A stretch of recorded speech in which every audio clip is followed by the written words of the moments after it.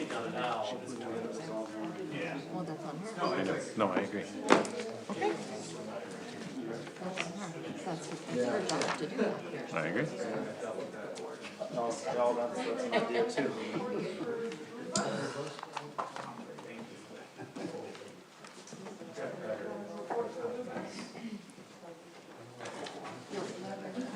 Oh, that's cute. All these numbers. I know, and without understanding. If you ever want to know exactly what you're looking at, just ask. Go to school I for know what I'm years. looking at. Oh, okay.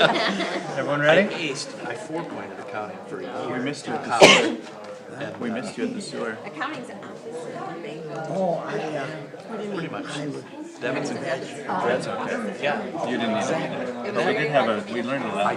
I wasn't, I tried to tell him. It's amazing. He was what the hell did he say? He was a consultant. Run that much water through there. He was a professor also. In 24 hours.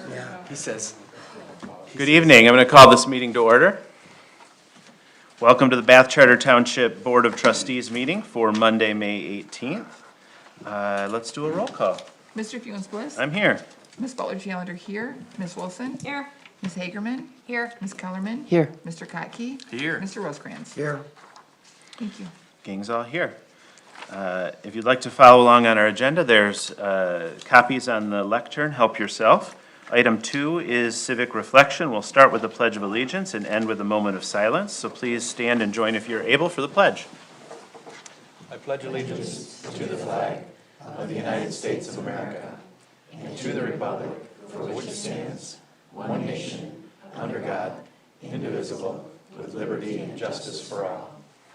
Thank you. And now a moment of silence. I would encourage you to think about our 99th anniversary of the Bath School bombing tonight.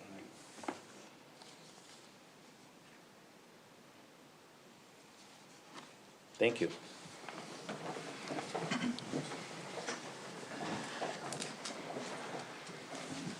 Item 3 on our agenda is approval of the agenda. I've heard from one person that we have a change. Anybody else other than Sherry have a change before I turn it over to her? Taylor, we're good? Sherry, go ahead. I would like to add to the agenda something that the board members need to know about, a threat to their very existence, and a possible lawsuit against Bath Township. And I'll explain it all as we get to it. Is that something that should have been brought to our attention No. prior to this? I didn't know. Is this something that we should do in closed session and not We in the can't. I public? talked to Ryan about it. We can't. Lizzie, do you see any way that we could do something like that in closed Left to session? be closed, but it's hard to. We'll go at a pace. So the board rules for the township permit the board to decide whether and to what extent to make changes to the agenda at the day of the meeting. The Open Meetings Act is also very clear about what is and is not permissible for closed session purposes. The closed session purposes provided for by statute are set forth in Section 8 of the Open Meetings Act. I don't have all of them memorized, please forgive me, but the majority of them that are most commonly utilized are, of course, if there are complaints or charges against employees, officials, et cetera, of the township. Those matters can be taken in as a potential basis, but only if the employee who is the subject of the complaint or charge is requesting the closed session. So that is to say, for instance, if there was a complaint against the deputy superintendent, she would have to ask that the board proceed into closed session in order for the board to even have the right to decide whether to go into closed session. Other commonly utilized bases include, as you all have done before, when I need to communicate something with you, a confidential written legal opinion on a subject could get us there. But it does have to exist. It has to be written in before you. I can't give a verbal opinion in order to get us. There's substantial case law on that. There are, of course, several other grounds pertaining to, for instance, real estate purchases or sales, other things like that. But that is those are the two primary that come into mind that we most frequently use here. I'm not saying that's what this is, but just to clarify, if a board member or community member had made a complaint about a staff member, what's the notification process to the staff member so they would even know to request a closed session? My preference, there is nothing set out specifically by law on that particular topic, but my preference is to, in order to protect the due process rights of that employee as well, is to give them notice of what the charges are so that they have the decision-making capacity to say whether they wish to have the issue discussed in closed session. And then that would then come to the board at that time. Can I Thank you. So it doesn't sound like closed session is an option. Well, it's not, the legal counsel for the anonymous person is more to the township's functionality, not a person. Awareness? Well, there's an awareness that the board needs to know that I've been informed of, also some threats to the board members. So that's not about a person, I don't think. So it's not an employee, it's an outside resident. Right, That's making right, the that's, threat. that's making the threats, yes. And there is no actual pending litigation right now, there are threats of Correct, I litigation. put them on hold. Right, so, oh, I'm sorry, thanks Judy for that reminder. There is no legal basis to go into closed session for threats of litigation, or threats against persons. I obviously don't know the substance of all of this, and I'm not asking you to detail it all, because I can tell it's, sorry, I get it. So in terms of communication, right, board members have the ability to communicate one way to one another to advise of something. Certainly any communication that relates to township business would be subject to a FOIA request. I was afraid to contact the other board members because then I would not obey the Open Meeting Act, so I was can't-I to not talk to more than Right, two the issue is the back and forth, Right. right? And That's where the Open Meetings Act puts restrictions, right? So if, for instance, Treasurer Wilson sent an email to all of you and then there was some communication back and forth, that is potentially breaching the Open Meetings Right, Act. A that's- one-way communication, where there is nothing coming back and there's no expectation of something coming back, technically, So I technically could call every board member about a subject. you can inform people of things, but you may not solicit their position on something or what they might do to vote on that subject because, we have a substantial amount of public here today and certainly always people online. Right. They're expecting township business to be conducted here. Okay. Certainly if there are other concerns about safety, which certainly appears to be the case based on how you presented this, there are also law enforcement officers, who should be involved in that conversation if there are threats to safety. I think they have been, would you agree? Okay. So those, at this time, based on what I do and I don't know, right, I know what has Okay. been presented I here. think we tried to kick through, with Ryan and I talked to him about staying legal. Right, and again, the only other thing I can think of that would be, again, a legitimate basis to enter into closed session for whatever this is to have a legal opinion on the subject. But, understand that the legal opinions that are rendered by the township attorney's office are for the township, which is the township board. They are not for private citizen matters. So again, I don't know fully, and I don't My want. safety was the only reason I wanted to go into the closed session, and that doesn't fit, so we'll just do it open. Okay, that's your choice, and again, this board still has to approve adding it to the agenda. Right. That is the other element here. Right. Could I clarify something that you said?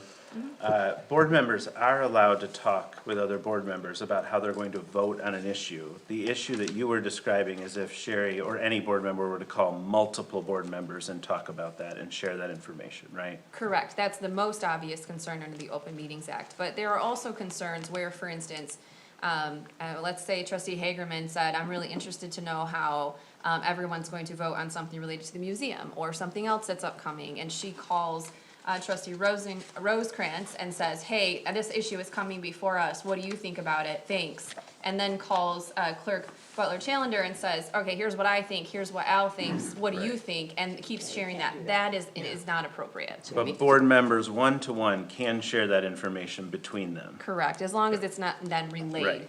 yes. Or I couldn't call every board member. Again, not for the purpose of conducting township business. And that's, I think, I don't know all of the details, and perhaps we can have another conversation. But if You all. can call people, if you don't mind, and tell them what you want to tell them. What you But not can't ask their do opinion back. is, you can ask their opinion back. What you can't do is share their opinion and your opinion with all the board members over time. Like Okay. Ray and I are Okay. yeses on this issue. Ray, Jen and I are now yeses on this issue because you're Yeah, starting yeah, to yeah. count That's the a votes meeting. and do the Yeah. business behind. But Okay. if you wanted to call Ray and say, Ray, I've got concerns about X, Y, Z, certainly could do that. Ray could say, man, Sherry, I hate that, I'm for that, whatever he But wants I to say. can't share that with you and you Right, and you. right. Okay, And okay, again, that's if that all we're- clarifies it. for If me. all we were talking about is the sharing of information, not for the purpose of doing something at this table or by the township, Taking then there are even fewer restrictions, right? Cause Right. if you just wanted to call and say, I really wish we had a township flower and that it was the lilac, okay, you can share that information with people and they can take it or leave it and move forward. And I would be happy, Trustee Kellerman, to stay after if, or take a break if that's the board's pleasure, to try to understand better what else is going on, but that is the scope of what I think is appropriate for discussion at this table. Do you wanna hold Thank on you. to it till next week, till the next Boy, meeting? I don't think we should. Do you wanna take a break and legal counsel? We'll see if it's. What's the I could, board's what if I pleasure took a here? break with her and discussed it right now and you guys go on without me for a minute? We're not gonna move on business without you. No. You're a critical member of the team, Sherry, we're not going without you, but if you would like to speak to the attorney about this and come back and decide how you wanna propose the You agenda could maybe do change, some other things and we could do that really we're quick. not gonna do other things. We'll We're just gonna wait. take a break and wait for We you. can take a break We're gonna and, talk about our kids and graduation parties and Okay, I can things do like it. that. 3 Yeah, minutes. so then we'll recess. I call it to recess? Yes. I call a recess. second, thank you. I was just gonna say, you should call her. Thank you for bearing with us, folks in the audience. We are always trying to learn and do things correctly. Recess and Al seconded. We're still on, just so you know, I'm not pausing anything. Thank you. Yes. Taylor, there was a request to move the podium out of its current position as it's blocking view. Is that unreasonable? But it's on camera, so it It's on usually camera. is. Okay. Thank you. How you feeling? This way it's on camera. If the podium's here, then the people at the podium are on the camera. If we move it, then they wouldn't be on the camera.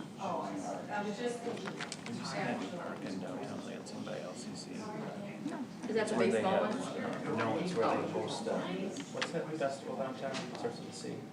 I don't know what you're talking about. Downtown, Lansing. Lansing? The music festival. Common ground? Yes, It used to be Common Common Ground, Ground, It used to be yes. Common Ground. So It's not a thing anymore. Yes. They put in a playground. Adobe, Yes, 7 o'clock. At the gazebo in the park. Added down. Ad- Adado. It's Adado. Adado. So My brain's like Adobe. they added a bunch of like accessible, not rides, but slides and playgrounds. Every night when I leave, there are places that are. It's like such a great example of where like, I never would have been like, you know what that place needs is this. But they built it and the people are there every day. I could barely Because get there's so by. many apartments around there, walking distance, that's, yeah. You don't realize how many They're having kids are so there. much fun. Yeah. It's so nice to drive by every night and just be like, look, the community is having fun. You think of downtown being professional, kids, you don't know how much kids are there. But it is, it's a lot of Well, families. and now they're transferring like 1 million square feet of office space into housing space. So there'll be even more families. But I don't know if this is the right spot. I think I should get closed session. Well, I don't know that it So that's falls where under you're it. there?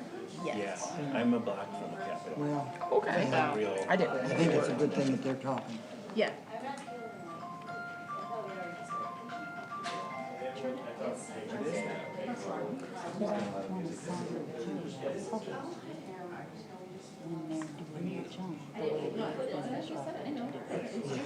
Yep, you're right. They have to talk to their boss. Exactly. Which I, We did, happen right now. Did you go to graduation? miss you. I was at the Panda Festival in Indianapolis. Okay. The Panda Festival. I knew you said Panda. I was thinking Indianapolis. It was actually so much fun. Taylor? One. Taylor? It's an Asian food festival. What is the temperature? But it's, they like do it in big cities around the 74. country. Do you want, is your heater on? Well, Yeah, I can put the heater on. The air is And everything's You might kill Kate, but. Convection current, there's clouds going over. I look, Has anybody went to the Myers Gardens for that new exhibit with all the glass? Yeah. But have you went, the one that's up there right now? Not the one that's up there now. glow in the dark. No, this is during the day. It's a Chalui. It's really good. I've been to the one in Seattle and the one in St. Pete's, and they're really good. That's a museum down there in St. Pete. Right, this one's an actual outside. There we go. Yeah, it's pretty cool. For an event that is outside. And they have do they still have the butterfly Ryan, I heard you on the radio the other morning on my drive to I work. got a complaint about what I said. How did you feel about it? Fine. Thank you.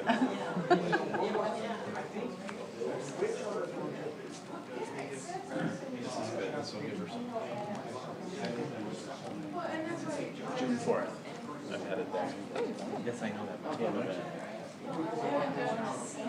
what's the officer's name? That's here? I can't see it. I can't see it. I don't know the officers. I'd like to talk to him a second. We had a car going, huh? On his name. Yeah.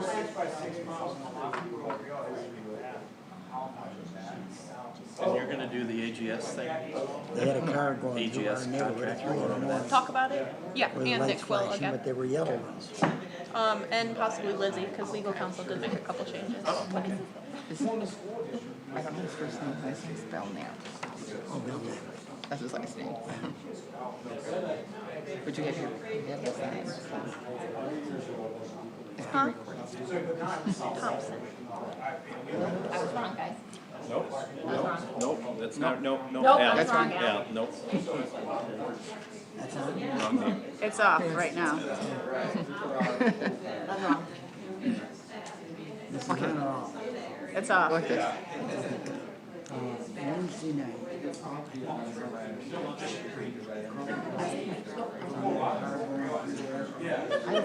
They do look a little bit alike. A little bit.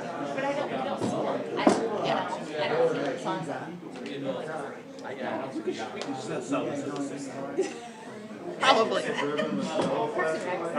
Miles just said something similar. He said we need a TV show. It'll be like Parks and Rec, but better. Some a little more dysfunctional. That was a crazy show.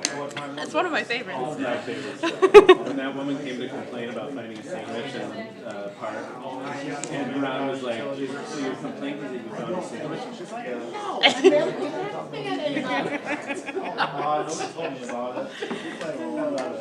Hi.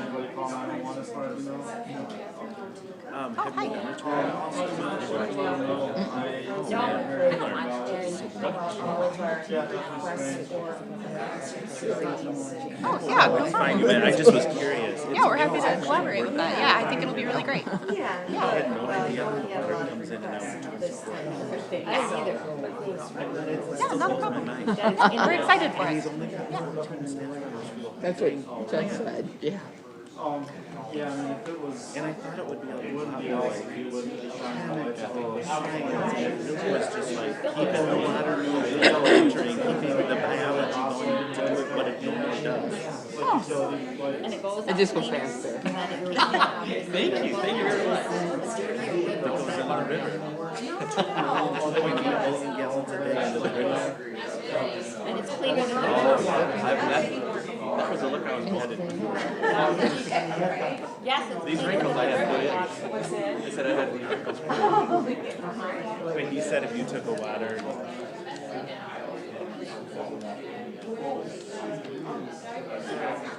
Well, this is one heck of a proposal. What do we had like have a truck of laser jet printer ink out in the parking lot or what? You guys use a lot of it. Well, we do pay a lot for printing, but it's part of the game. You do it here, don't you? Yep.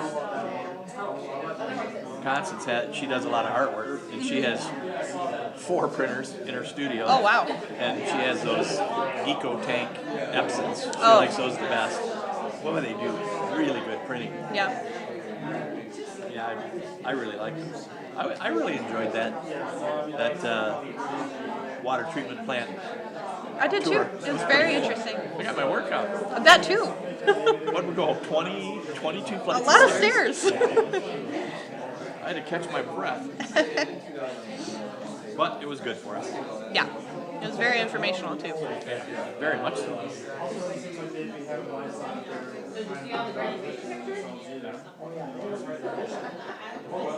This is good. I'm glad she got to talk to Lizzie. It's unfortunate it was during a meeting. It happens. Caca occurs. Yeah. It'll be all right. Yep. We'll still get everything done. Yep. You doing all right with your newly found position? Everything's been all right. It's at least been manageable. That's all I can ask for. Yeah. You're probably getting help too. How is Karen? I texted her twice and she's been answering. So she's probably taking that attitude. I'm not answering anybody. Well, I also know she's been sleeping a lot. She's just been tired. Yeah, So yeah. Definitely. 3 o'clock in the morning. Yeah, that was kind of a weird time to be out and about. Well, most people are not, but my wife watches the Golden Girls till 3 o'clock in the morning. She just loves them. Everybody loves the Golden Girls. Taking them out of order. That and Green. She gets Green. Funny.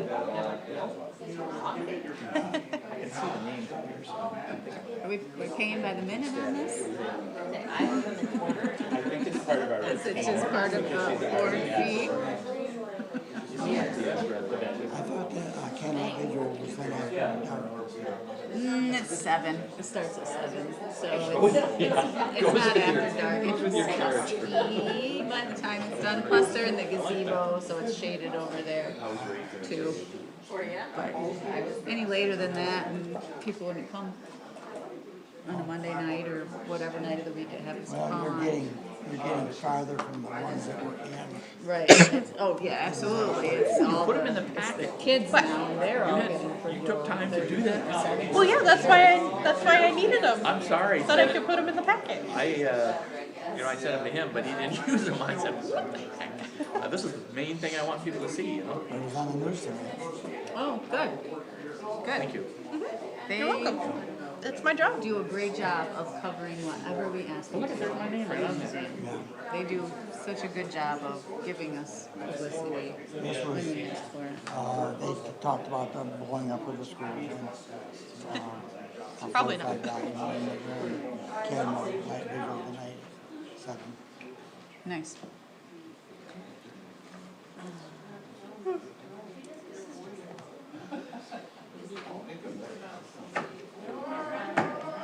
Should have had refreshments for the audience.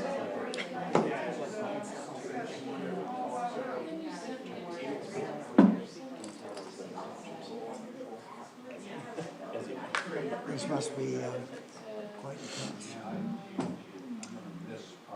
Yeah, more than I thought, maybe. But I guess we'll see. You can go do that. I think she just wants it to happen a certain way. And maybe being told that it can't happen that way is The photos. I didn't take any photos. trying to maybe come to a workable solution sometimes. I hate to, Oh, Jen took the photos. Well, I said that I was gonna take photos. Once the plaques were there. Yeah. Yes. It's trying to find that balance. Which also, between I being asked Don about that, transparent. and he said that he was waiting for you because you said that you were gonna write what you wanted them to say. Oh, I definitely don't remember that. So wrong, it's more than it So, I mean, if you want me to do that, I can just copy what his says. Sure. and I can do that. right across Yeah, that's the fine. road, I don't know, I'll take a picture of it. my grandfather has a son, and his kid, and his grandkid. I'll do it tomorrow. Yeah, it does. Every day they burn up the house. They set it on fire. Oh, my goodness. That's right. I told her, I said, and it was between the grandfather and the son. So I told her I was reading it. So I understand what your situation is. Yeah. Yeah. You know, one of my good friends at work, she was in Fenton, her next door neighbors. Maybe it's the same ones. They were always having to call the police because they were. Oh my God, you scared me. They live on Hickory Ridge Road. Oh, okay. No, she lives in town, right? It's like the side of a... Almost. Cheers. Oh, no, it's here. His chair's falling apart. I do think we need to get new chairs soon. And that's where that's from. Hey, they That's a had, nice area over there. they had air-on chairs over at MSU Salvage for sale for $600. Yes, yes, it's gotten very We expensive. got the quote That's where back, Miles is from. and then Ryan wanted to add a couple more spots to it, because then it would be even on each side, and I would be able to sit here again instead of in my makeshift desk. So we're just waiting for that to come back. But it wasn't, the quote that we got wasn't that bad. I think it was under budget. So adding a couple more spots, we might be like right at what we budgeted. Yeah. Oh, wow, now's the time to do it. It's probably worth 5 times that now.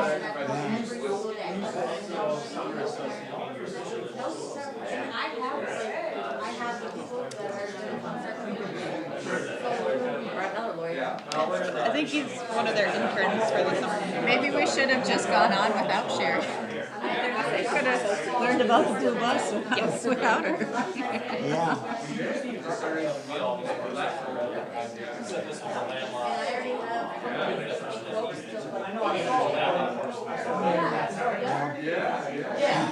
When you step in the net, you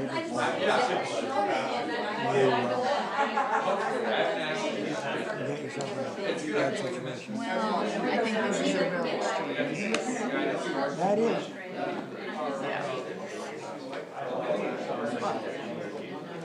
We still should have a plan for dealing with it, even if it's not the typical plan. We should still have a plan.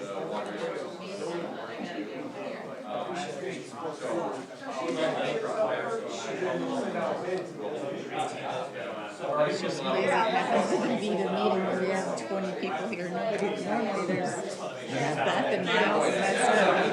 I'm going to give you this to go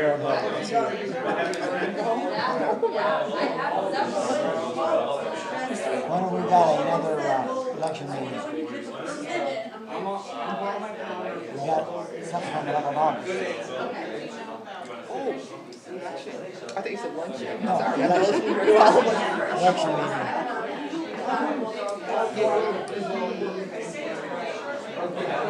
The end of June or the beginning of July? The beginning of July. Because they have to do it on training. So I can't do it early because I have to wait till the second week of June for training. If they don't do training, then I can't. How did you do with Benson? Mrs. Benson? She never gave me the paperwork back. Oh, she didn't. She was really interested in it. And she's very qualified to do about anything. So I don't have the paperwork back yet. We've already started on the August. It's all that stuff. And I didn't do it the May election. Kind of scares me to see what they're doing with these counties in other states. Saying that they can change their districts, and then the people vote on it, and then they say they can't do that. He's 30, he's 27. Thursday he'll be. It's getting scary. And that's my mom. So why? Favorite teacher. Well, Mr. Greenwald actually isn't a teacher anymore. He actually came out last year. He was a science teacher. Yeah. But now he's leaving. His wife got a job and he's where she's from. Hi. So he's actually She's from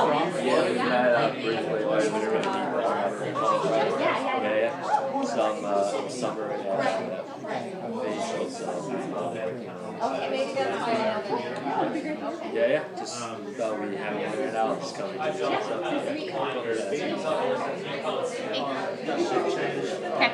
So we're right next door. If they need us for anything, I mean, I figured if he came here, it would be in the first like 30 minutes to be open for him. So I didn't expect there to be issues, but obviously there's something. We're right next door. Okay. All right. Thank you. You take it off? Yeah. They have shift change right now.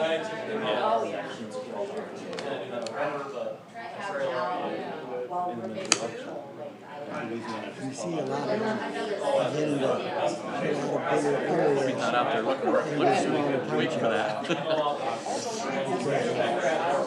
like what happened in East Lansing. Always a possibility, unfortunately. They were still want to stay in their field. But I don't like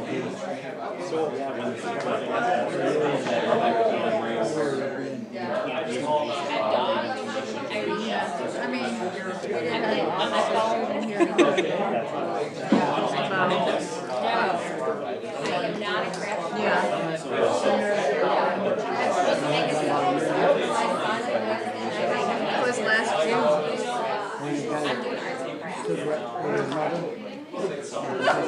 Get your tempura I out. was thinking of the one over by, Meyer. Yeah. Behind that. This was a little bit before.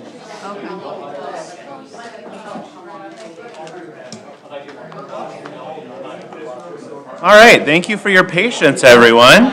Sorry. We're going to call this meeting back to order. As I recall, we are on item 3, approval of the agenda. Sherry, how did you want to handle the approval of the agenda? She's going to make a motion and we'll I'm going to articulate. I can't make a motion. Articulate it, and then I'll. After discussion with Trustee Kellerman, what I understand to be the portion that will come to the board this evening, if you so approve, would be to add a new agenda item at section 14A, which would be items for introduction or discussion, and it would add it as item E.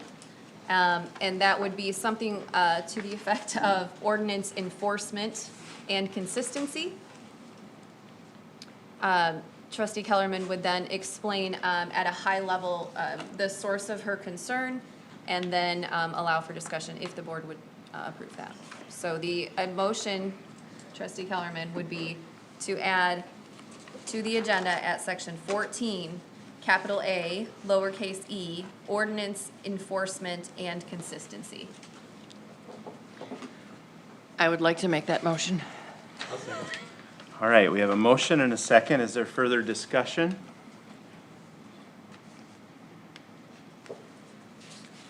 All right, hearing none, we'll take a voice vote. All those in favor of amending the agenda to add item 14A little e, ordinance enforcement and consistency, please say aye. Aye. Any opposed? That motion carries. So now we need to approve the full agenda then? Yes. Second. Okay, we have a motion and a second to approve the agenda as we have just amended it. Is there anything else folks want to say about that? Any other concerns? Hearing none, we'll take another voice vote. All those in favor of approval of the agenda as now amended, say aye. Aye. Any opposed? All right, that motion carries. Give me 1 second to update my own document here.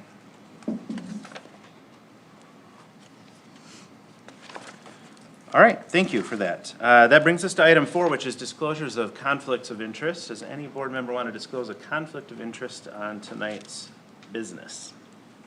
I'm sorry, we did not talk about this, but it may be appropriate to say that the item that you are bringing up does involve a neighboring property. Not that I think you have a conflict, but I think you should, that should be something that is clearly on the record. Disclosed. Yeah. There is not a conflict that would preclude her from discussion or any votes, et cetera, but I do think that that is appropriate to raise. It's okay, Sherry? Sure, yep. Okay, noted. Other conflicts? All right, we will move on. Thank you. Item 5 is public statement 1. For those of you who have been waiting in the back patiently to give public statement, this is your opportunity, limited up to 3 minutes. You can see the clock on both of the screens, to talk to us about any item that is on the agenda tonight. If it is not on the agenda, this is not the appropriate time to talk about it. There will be a second opportunity to give public comment at the end of the meeting, an additional 3 minutes, if you would like to talk about other township business. So if you want 3 minutes at the beginning of the meeting to talk about something on the agenda, please step up to the lectern, introduce yourself, and tell us what you're thinking. I encourage you to keep your eye on the clock. It goes faster than you expect. Hi, I'm Terry Risch. I lived on Peacock Road for over 40 years. I grew up here in Bath Township, and I'm sick of the mess that's on the corner of Bath Township, Bath Road, and Peacock Road. It's disgusting. It's been there. I've made 3 complaints. I'm tired of it. It's got to go. I don't even want my family members coming down that road. I'd rather take them to Britton Road. It's gross. What can be done about it? I've made 3 complaints, and I know other people have made complaints. It's gross, and it's not getting any better. This is not a time where we'll engage you in answers on your question, but we'll take that into consideration as we talk about items on the agenda. Okay, thank you very much for listening to me. Thank you. Other folks like to address the board? Good evening, Judy Gardy, representing Friends of Park Lake. I'm really encouraged to see the discussion 14A be on the preservation of the proposed trail, and I'm excited that the Mid-Michigan Land Conservancy is here to work with us tonight. Thank you. Thank you, Judy. Other folks who would like to address the board on any agenda item tonight, please step forward. It sure does. Good evening. My name is Tyler Spear. I have a few brief process-related questions regarding how ordinance enforcement operates within the township, particularly around documentation timelines and consistency. These questions come from my own experience being the subject of multiple ordinance complaints involving my property, which led me to better understand how the enforcement process is documented, tracked, and resolved over time.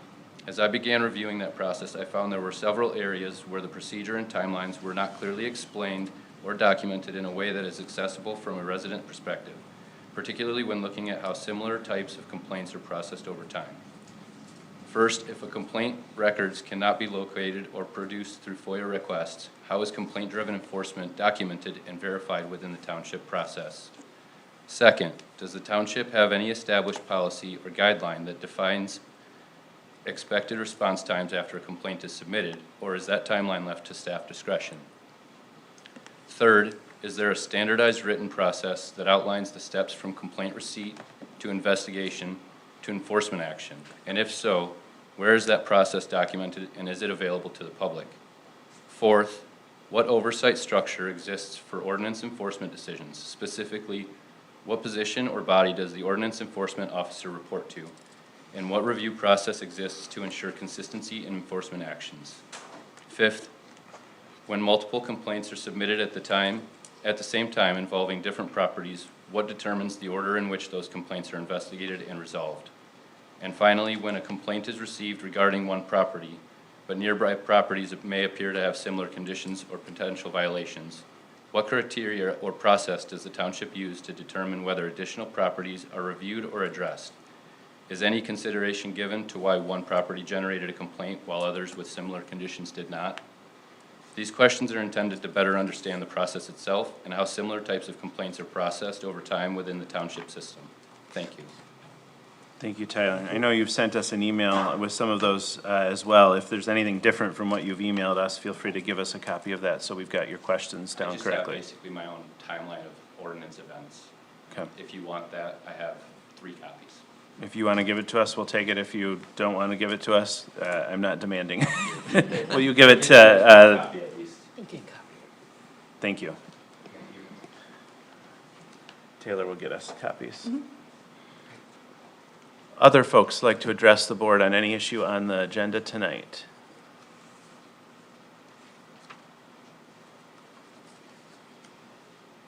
All right, I'm going to close that public statement. Number 1, again, there will be a second opportunity at the end of the meeting to discuss other township business or to reflect on items that have happened during the meeting. Item 6 is items from county, state, federal, and other agencies. We have Clinton Transit 2025 Annual Report. Happy to see Melissa is able to join us today. Take it away, Melissa. Thank you. I'm Melissa Shutt, the Executive Director of Clinton Transit. I'd actually like to introduce one of our board members, Pat McFarland, and he'd like to say a few things. As she said, I'm Pat McFarland, and I'm on the board of Clinton Transit. Been on the board just a handful of years, but when I first went on the board, I thought it was a good idea. It was a nice thing to do. And after being on the board for a period of time and talking to people using the service, I was amazed how much it meant to each individual person. People who would otherwise be shut in their home or would not be able to get to medical care or just visit a loved one someplace in the county. So I want to, based on that, very much thank each and every one of you for the support that you've given, and all of you people who hopefully supported Clinton Transit. And when I first went on the board, unfortunately, I spent a lot of time at Sparrow Hospital for myself and 2 sons, and I would go up to people where the bus is dropping them off at the hospital and ask them how they were doing. I soon learned to first say I'm a Blue Bus board member, because they wanted to run away from me, but they couldn't. It was kind of embarrassing. But mostly they were so appreciative for the driver that helped them, for the driver that cared about them, the people they talked to schedule rides. And maybe just in my brief summary here, one person I think set it off in a good way of saying, the Blue Bus is a bus system that has a heart and takes care of me. And I really think they do that, and I appreciate all you do for Blue Bus. Thank you. Thank you, Patrick. Well, again, thank you for your time tonight, and I will try to be brief. Looks like we've got a packed agenda, a lot to keep you busy tonight. But so many of you, have been before me in the past when we do our annual updates, and so you know that the Blue Bus is not what it was 5 years ago. It's not even what it was a year ago, and it won't be what it's going to be next year. We continue to evolve with the vision from the board and the leadership, and so in 2025 is what I'm just going to share with you briefly of what we focused on and accomplished. One of the tasks that we've been focused on right out of the gate, especially with the additional millage that we were entrusted with in 2020 when we increased our millage from 0.2 of a mil to 0.7 of a mil, was our operating efficiencies. Are we being frugal and efficient and thoughtful with the taxpayer dollars that we have been entrusted with? And I'm very pleased to tell you this year, or 2025's ridership data, we've grown quickly. It's a roller coaster ride, really, in terms of like how quickly we've grown in the last 5 years. And so we've been on this trajectory. This year, what we saw with the growth is that our ridership increased at 7%, whereas our expenses only increased at 3%. So what that tells us is our commitment to improving and efficiencies and being efficient and effective with the resource we've been entrusted is working, and we'll continue to keep that as a priority.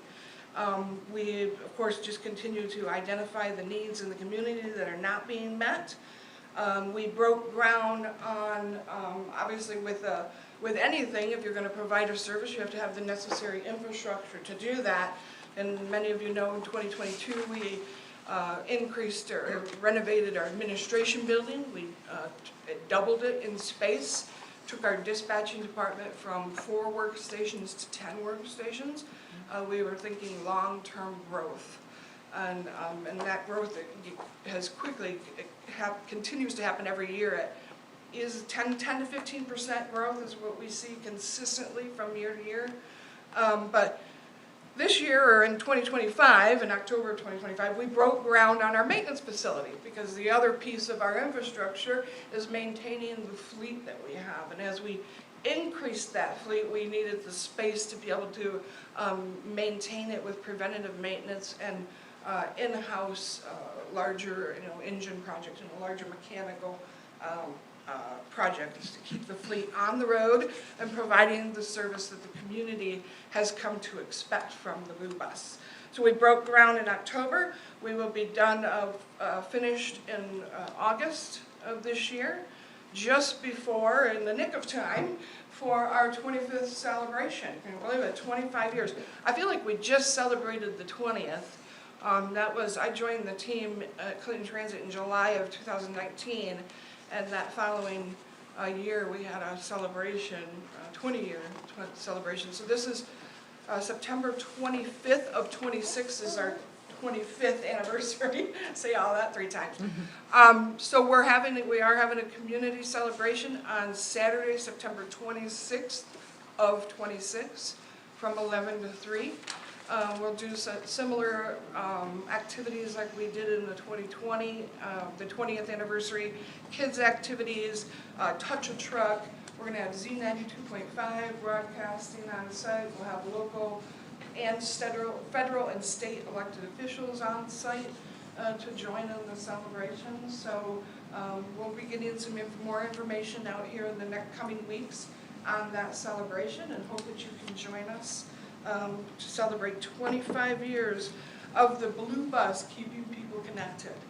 Pat said it beautifully in that, gave you his gratitude, recognized you and our taxpayers who support the local millage. With the Blue Bus, that millage is giving the gift of connection. We're keeping people connected not only to their jobs or medical care, but even more importantly, we're keeping them connected to one another. And that truly is a gift that I don't know we can put a dollar value on, but we are certainly blessed to be a part of the team, and I'm blessed to be a part of the team. The amazing drivers and dispatchers who just go out of the way and truly go the extra mile, if you will, to serve our neighbors and our friends and our family here in Clinton County. One of the other things that we did accomplish in 2025 was we renegotiated our contract with CAT, our interlocal agreement. In Michigan, there's a rule that says if you want to go into the jurisdiction of another transit agency, you have to have their permission to do so. It's called an interlocal agreement. We had been successfully operating under an interlocal agreement that allowed us to do one-seat rides, meaning we took our people in and out of Ingham County.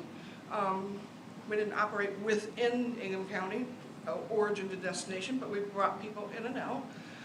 That interlocal agreement expired, and so in February we were able to negotiate a new interlocal agreement with CATA. There is some changes to that, some introducing the concept of transferring between systems, between buses. There's also going to be a connector route that's going to be operated by CATA up into the DeWitt area. Connector route is basically, it's a fixed route system. It'll be a loop that will likely, like maybe DeWitt, Myers, the Myers and DeWitt, pick up locations and then connect to CATA's fixed route system so that people can use that system in the Lansing area. So that was another success, or one of the things we accomplished in 2025. So moving forward in 2026, briefly, Bluego. You've heard me talk a little bit about like our micro transit service, which is like an Uber type of service. It is defined to certain service zones, and those vehicles stay within those zones. So you have to do it in a highly populated area in order for it to be successful. So our 2 zones in Clinton County are St. John's and the DeWitt, Bath. I believe we've got some of Bath in that southern zone. And so it operates just like Uber. You get on an app, you request your ride, and 10 minutes later, it's a response time of 10 minutes. There's a van there picking you up and taking you where you need to go within the zone. And so that's really, we've been piloting and testing the technology. Of course, we've came up with a creative, cute name to call it Bluego as an extension of the Blue Bus. So that is officially launching in June. So you'll see some more materials on that. That service will run a little differently than our regular service in terms of it's a little shorter hours as we launch it. Now, as we see if there's a need to expand, we will, but those hours will be Monday through Friday, Monday through Friday, 7 to 7, Saturdays, 8 to 6. So similar, close, but not quite, not as long as our battle ride service. I've already mentioned the maintenance facility completion, the 25th anniversary celebration, and then lastly, what I always want to make sure that is first and foremost on your minds when we talk about the Blue Bus, and when you think about the Blue Bus, is to call us. You can go to the mybluebus.com website. You can see a list of published days and times of when we operated, where we go. I wish we didn't have to do that, because I don't want folks to not call us or not think that we can come up with a solution for your mobility need, your transportation need. Our business model is, let's start with yes and figure out how to make it happen. And we have staff and programs available for looking at those needs that are beyond what is published service. So please keep the Clinton Transit, the Blue Bus in mind. Call us even if it doesn't fit within those parameters, because we do have, again, programs and staff that are going to help to meet the needs beyond what's just standardized service hours. You have a couple additional, you have the annual report, of course, in front of you. You have some additional ridership materials just to purview in your leisure. Some statistics. For example, the busiest day of the week is Wednesdays. It's interesting. And then the busiest hours of the day are 8 a.m. and 3 p.m. There's also a sheet that looks like this, and this is the specific data to Bath Charter Township residents. What are your residents using the Blue Bus for? Well, they're primarily using it for employment, about 45%, and then comes medical. Who's using the Blue Bus? Persons with disabilities, seniors, adults, and then you see your ridership trends from 2022 until 2025. From 24 to 25, you saw a 30% increase in residents from Bath Charter Township using the Blue Bus. So that speaks volumes to that we are meeting the need, we are responding with our yeses and coming up with ways to ensure that your residents remain connected to the important people and places in their lives. So I just thank you for that support and allowing me to come and share a little bit of what we've done and what we're doing, and then open it up to any questions you may have.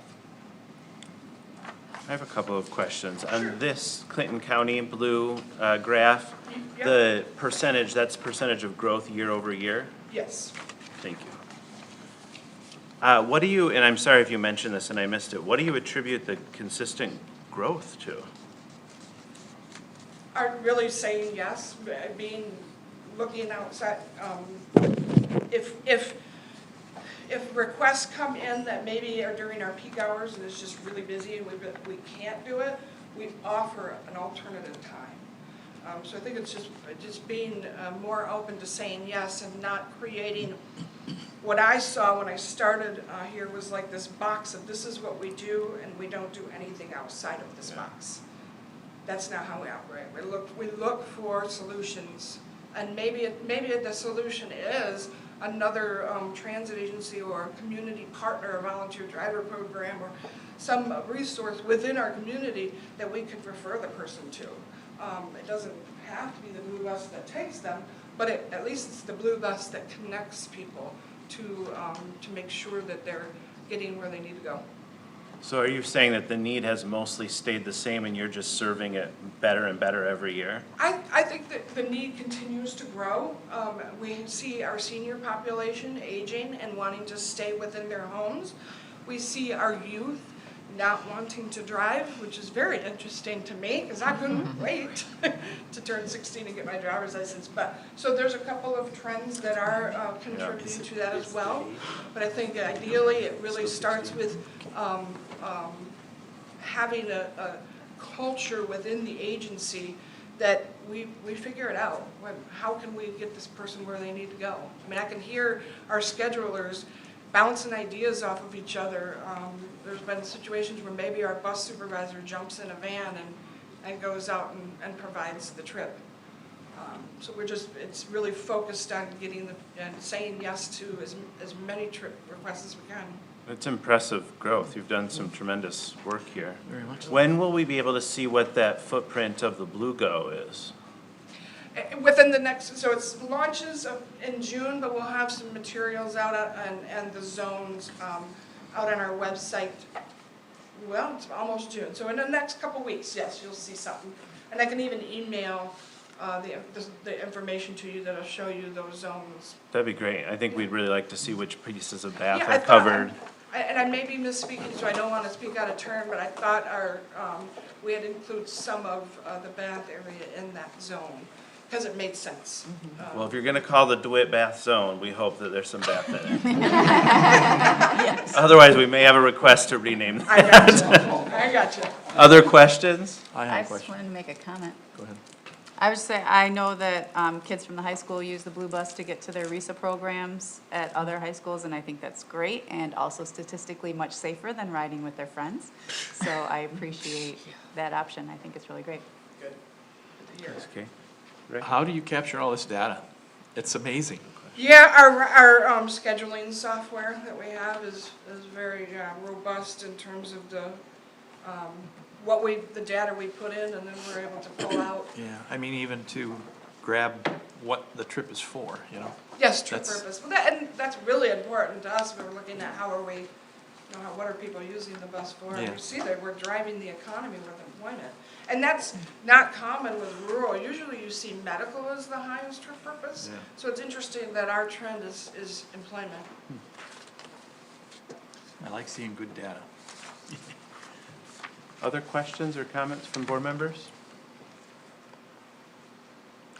Well, we appreciate you coming every year to update us. This is really great information, great data, and really nice work. Thank you. And anytime if you want me here more often, please give me a call, text me, email me. I'll come and hang out in the back. There you go. Thank you. Thank you.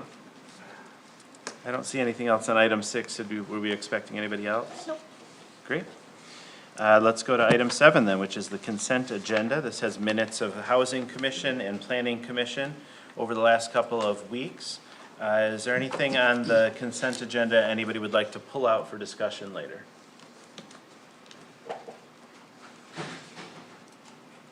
If not, I would entertain a motion to approve the consent agenda. I'll make that motion. I'll second. We have a motion and a second. Because this is a consent agenda, we vote without discussion, and we'll do it with a roll call vote. Mr. Fewins-Bliss? Yes. Ms. Butler-Chalender, yes. Mr. Rosekrans? Yes. Ms. Hagerman? Yes. Ms. Kellerman? Yes. Mr. Kotke? Yes. Ms. Wilson? Yes. Thank you. That motion carries. That brings us to item 8, which is approval of the minutes. We have 2 sets of minutes, the minutes of the Board of Trustees special meeting of April 27th and the minutes of the Board of Trustees other special meeting of May 11th. How would you all like to handle these tonight? Make a motion to approve those minutes. Both of them? Both of them. Second. There's a motion and a second to approve both sets of minutes from April 27th and May 11th. Is there any discussion, questions, concerns? Voice vote okay? All right, then we will take a voice vote. All those in favor of approving both sets of minutes as described, please say aye. Aye. Any opposed? That motion carries. Thank you. That brings us to item 9, approval of the vouchers. How would you all like to handle the vouchers tonight? Make a motion to approve the vouchers as given. I'll support it. We have a motion and a second to approve the vouchers as presented to us. Is there any discussion? Hearing none, we'll go to a roll call vote. Ms. Butler-Challenger, yes. Mr. Rosekrans? Yes. Ms. Hagerman? Yes. Ms. Kellerman? Yes. Mr. Kotke? Yes. Ms. Wilson? Yes. Mr. Fewins-Bliss? Yes. Thank you. That motion carries. Thank you. That brings us to item 10, Treasurer's Report. Our next report will actually be our next meeting, June 1. We'll see how our investments are doing. So nothing to report there. Items 11, 12, and 12, committee appointments and township committee reports, all have nothing on our agenda tonight, which brings us to item 13, unfinished business. Large A, introduction, items for introduction discussion, of which there are none. But item B is items for action. We have 2, starting with the AGS contract. We have Deputy Superintendent on hand to talk about that. We did discuss that, and it was presented to us once, so I'd just ask if there are further questions or clarifications, or if we need Taylor to dig back into it, she can, but if there's no need to do that, we can keep things moving by moving forward. I will just say, if I can, there were a few small changes that were made after legal counsel reviewed this and discussed those with AGS. They're pretty minor. Lizzie, I don't know if you have them specifically. We cleaned up the indemnification language, clarified what the rate and the increments would be for other services that were being provided under the contract. There was some language that at best was ambiguous and at worst was a total mess on that piece, so we were trying to clean that up.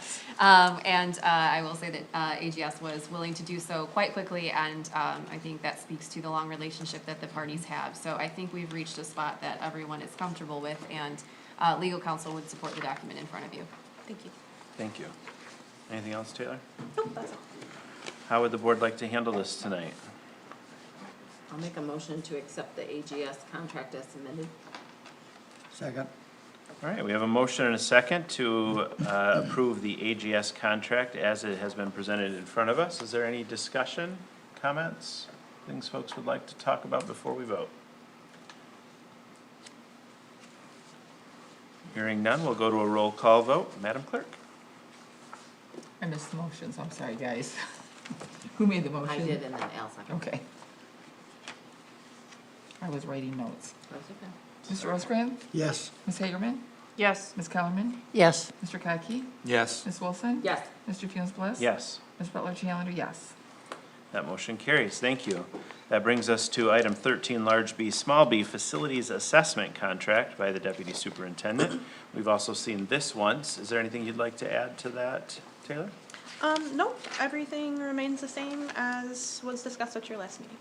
This is part of our strategic plan, as part of our discussions that we've been having over the last year to assess the state of the township's facilities, to understand better what we need to think about in terms of growth, development, capital improvement, and programmatic changes. This would hopefully allow us to do that once complete. How would you all like to handle this contract? I'd like to make a motion to approve. Thank you. We have a motion. Is there a second? I'll second it. We have a motion and a second to approve the facilities assessment contract the Deputy Superintendent has provided tonight. Is there further discussion or questions? Just have a question for Go ahead. When will this start? When after we approve it? I would inform them that they had been awarded the contract pretty much tomorrow.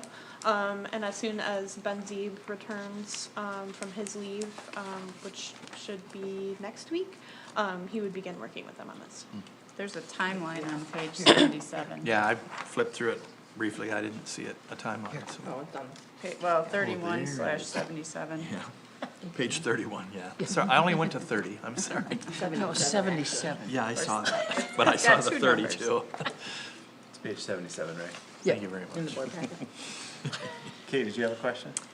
I just wondered how many proposals they reviewed? We received 3 in total, and Okay. then this And was. sorry if you already said that. No, I actually don't know if we discussed this at the last meeting, so thank you for asking. We received 3. This was the one that fit within our budget and we felt was also the most robust in what we were looking for. All right. Win-win. Other questions, concerns? Hearing none, we'll go to another roll call vote. Madam Clerk? Ms. Hagerman? Yes. Ms. Kellerman? Yes. Mr. Kotke? Yes. Ms. Wilson? Yes. Mr. Fewins-Bliss? Yes. Ms. Butler-Challenger, yes. Mr. Rosekrans? Yes. Thank you. That motion carries. Thanks. That's the end of unfinished business, bringing us to item 14, new business, large A, items for introduction discussion. We have the 2027 SCUMA operating budget and 5-year capital improvement plan from Director Gursky. And as you walk up to the lectern, I want to thank you for being a great host last week and taking the several board members through your facility and telling us all about how everything works. I think I've retained 10% of it. It was very scientific. It was very impressive. Glad you were able to do that for us. No, thank you guys for taking the time to come out. It's always good to have those interactions, and it ultimately allowed us to see where ultimately the township funds go, see the operations, and ultimately see the needs for the future. So we appreciate you taking that time. Speaking with you tonight about the 27 budget, I'll keep it high level. I know you guys got a busy night, but I'll happily dive into any details that you've seen, that you've noticed or wanted me to take a closer look at. I'm going to pertain to what largely is related to BAS portion.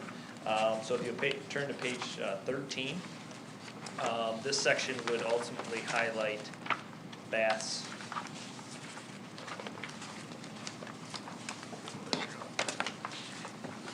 Give me a second to get there. This portion should ultimately highlight BAS actual contributions for its collection system.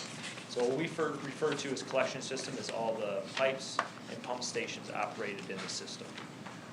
You're not going to see any significant changes here, other than you'll see vehicle and mileage and ultimately utilities.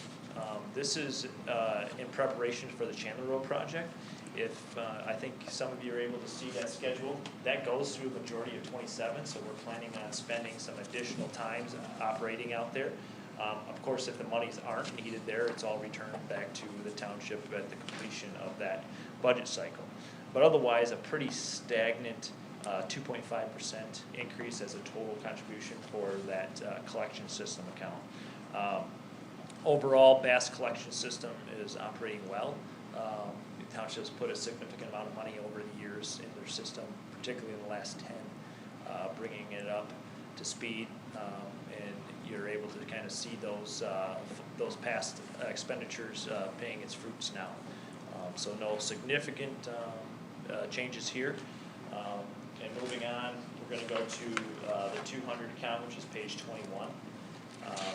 This is the ownership piece for that township and all the communities that ultimately SCUMA serves. Where you're going to see increases here at the 200 account. Most significant increase, if you're just looking at the percentage, we've got some small increases on safety supplies and office supplies, but it's relatively a small number there at 1,500 and 2,100 respectively. But you're going to see a significant change in salaries. And what we've seen is with the new plant being more mechanical in operation, these things may smooth out a little bit, but we use a 3-year rolling average on everything we're looking at as far as time allocated to not only each collection system, but ultimately time in the plant. We're seeing some more time being spent in our operations. Not that that's taking away, but I think we're going to see it kind of shift back a little bit as we get past this construction cycle and ultimately move towards a more norm situation as we complete the upgrades at the plant. You'll see there's very little increase to MERS, which is a rarity, probably the first since my 10 or 11 years being here. That's because theoretically we're hopefully hit the plateau. We have not got our actuary yet, which I don't think anybody has, but those seem to get later and later. That's another conversation. I apologize. But essentially, we've gotten to the plateau, where hopefully we can start seeing that downward cycle of our liability. We're sitting at about 80% funded as of last actuary, with about 1.2 million in liability sitting there. So a pretty comfortable spot. Every year we contribute additional funds. This year was a small amount. The board only went for a $13,000 increase. That's to manage the overall increase to the budget across the entire spread. But again, this was in the idea that we have plateaued and we should start to see some reductions in costs moving forward. So, healthcare, again, you're not going to see a big increase there for us. That's a rarity. Again, we did plan for a significant increase, but we had a very aggressive plan put in place last cycle. So we were able to see extremely aggressive rates, providing a good benefit to our staff. And we're assuming we're going to get that same type of plan again, from what we're understanding, but in the same respect, that last year's plan included a double-digit increase, so we're pretty comfortable in moving that forward. That's all on that particular page. Anybody have any questions? I apologize if I'm moving too quickly. Why did the insurance go, I'm sorry if you just said that, I just haven't grasped it. Why did the insurance costs go down? Yeah, so some staff changes, so we calculated based on what we have for staff. Two, that's likely the reason for this particular piece, but we actually seen a significant decrease from our 24 to 25. Is that first column 24? Oh, sorry. Where are you at? Oh, you're looking at the past, I'm sorry. At page 21? Yeah, so. That first column is 2024? No, that would be 25, and then that was the budgeted, and then we spent more. What's the second column? That's the actual, what we actually spent. So the first column is It's not budgeted. actual, it's Is that- budgeted. okay, that's budget, okay. Budgeted. Yeah, I Got see, it. so it both says actual. Yeah. Thank you for catching that. So you budgeted 78 and the actual, yeah, that's, wow. I see what you're saying. It didn't actually, the budget didn't go down. Got it. Thank you. Yep. Moving on to page 23. So this is the process piece. This is where it's flow allocated. Again, everything's on a 3-year rolling average that we do. Increases here, you'll see a salary piece that's tied to the hours accumulated at the plant. Again, we'll see that. I'm predicting we'll see that smooth out in the years to come, kind of shifting back a little bit to a norm. The other piece is laboratory chemicals and supplies. We're doing some additional testing in there that's required underneath our new permit that will be enacted here likely June, July of this year. So some additional cost to supplies there related to our daily testing. And ultimately, our solids handling had a pretty significant increase. Solids handling is our land applicated biosolids that we generate that goes on farmers' fields. This is a service that we bid out. Unfortunately, the competition is getting very slim. And like anything, it's fairly labor intensive. It takes lots of trucks. They'll bring in 8 trucks at a time. So there's significant costs to these operations, especially in today's day and age. These costs have continually escalated. Not long ago, this bill was a $60,000 bill. So it's well over doubled in time. I'm surprised more people don't want to do solids handling from the sewer system. Right. And so farmers love it. It's free fertilizer, and typically when we generate about 2 million gallons a year, which will. They get it free? They get it free. Wow. Wow. And typically it goes on to about 80 acres, depending on the ag rate of what they're trying to achieve, but it's always ahead of a corn planting, which then they don't have to put any additional fertilizer on. So it's a good deal for them. It's a good deal. We get rid of a byproduct, but it ultimately is a reuse, so it's good for everything. So it's a win for them, win for us, and still more cost effective than alternative solutions at this time. Can I ask you a salaries question? Sure. So you've got salaries attributed to different areas. Are your staff just constantly tracking like what they're doing with their time and which communities they're spending it on? Correct. Wow. Yep. Do you have like a system that does that, or do they do that by hand? Nope, it's a daily log on hand, and then they put it into the system based on Oh, that. wow. So, yep. it's the fairest way we can come about, because ultimately sometimes we don't send just one crew that's dedicated to Bath. Sometimes they come to Bath and then they have to respond to something in DeWitt, so. Yeah. They write down that time allocated and ultimately the mileage included with the truck that they use, so we break it down, pretty far. And then that's put into our system, our asset management system, so that's how we calculate it back out. Any questions on, page 23? All right, we'll finish with the CIP, and I'll breeze over this, not because it's not important, but to the intent that it's extremely important, but there's not a lot of excitement in this particular piece. This is on page 32, and you'll see the five-year CIP. Again, this is built into the reserves. So this doesn't necessarily impact your annual contribution, other than we recalculate the percentage based on need and what we're seeing returns on investments, and ultimately changes in our 30-year plan. So this is all based off a larger spreadsheet, which is done off 30 years. It's a very large spreadsheet. Miles, Miles has seen it. I can't remember if you're on that committee or not. So we're able to plan out year to year and what it costs ultimately to replace these items. There's ultimately movement as we move through, as you folks all know. Sometimes you plan for a fire truck replacement in 20 years and then something catastrophic happens and you have to do it in 15, or vice versa. That's what we're evaluating in this 5-year process, to really trying to pin it down. So starting in year 27, I will say that the first two most expensive items there, that's related to the primary clarifiers, we will be trying to stretch those out even farther.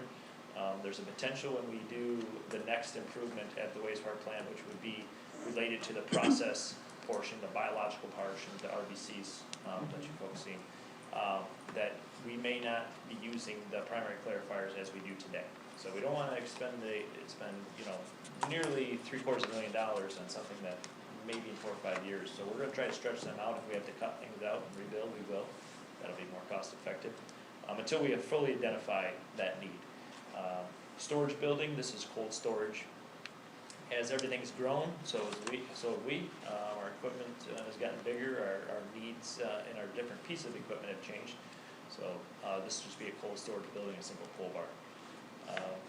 And our potable water tank, we have our own water supply at the plant.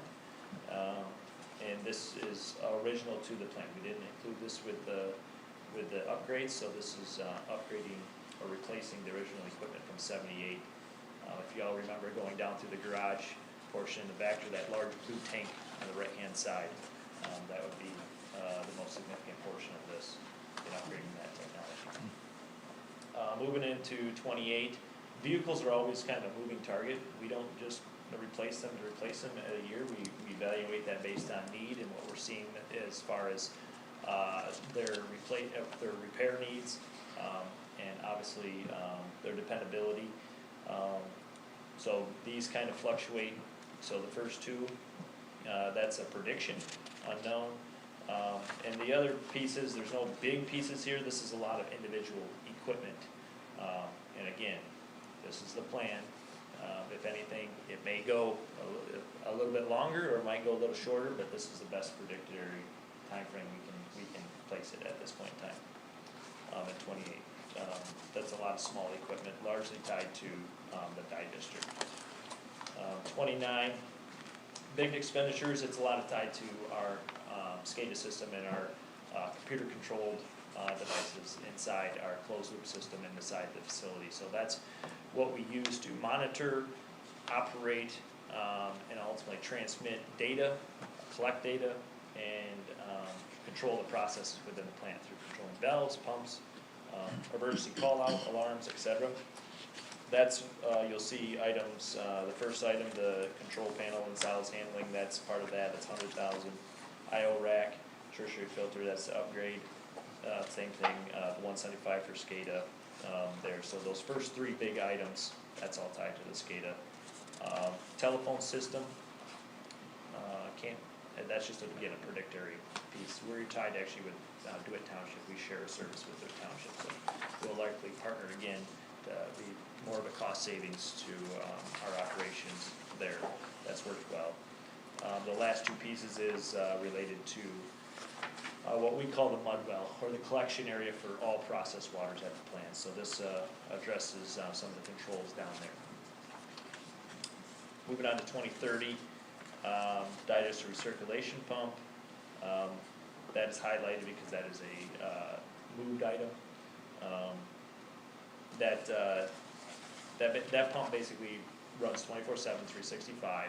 It's responsible for recirculating all the primary sludge in the biosolids program. This sees a lot of wear and tear. Again, this is a predicted time frame. It could be a year or two either way. We're usually pretty close. We have a pretty good history after 45 years of judging when these things go. You know when those motors are gonna burn out, huh? Yeah. Ferric chloride tanks, these are original plant. These again will be an item that we're gonna closely watch. This would be actually lining them since they're in the basement of our facility. There's no way to get them in or back out. This is a lining process. These are fiberglass tanks. They've stored ferric chloride and ferric sulfate for the entire last 46, 47 years. Unfortunately, chemicals do not always, are not easy on different composite materials over time. So we want to get them taken care of.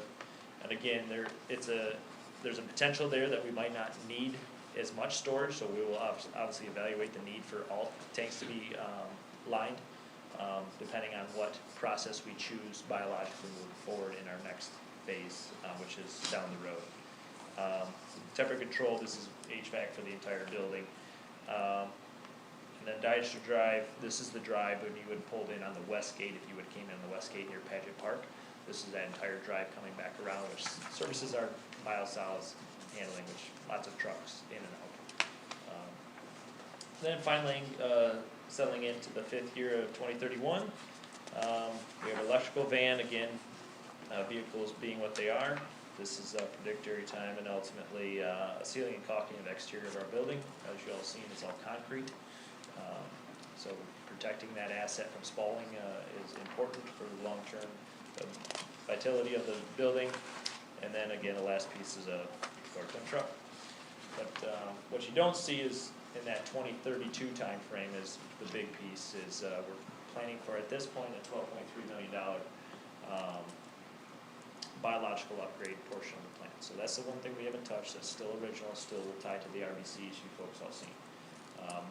Again, I think I stated it when you guys were out that we've challenged our vendors to identify 3 potential technologies we can utilize and move forward with at least as a project estimates to ensure that we can financially handle that load coming into that 2032 time frame. Again, that's our hope. At this point in time, we're hoping to cash fund that. That's what we are reserving for. So we need a better number as we get closer to ensure that that's a possibility. Any questions? Sorry, I know it was a lot. I have a quick one. Go ahead. Did you sell that giant generator yet on Ranger bid? Well, I think it's June 6th or June 16th. I can't remember. I think it's big as a house. Yep. 500 horsepower diesel that runs that thing? No, that one's 890 horsepower. Oh, wow. I knew it was big. I didn't know it was that big. I don't see anything about security like we talked about last week on here for capital improvement plan. I definitely think that's something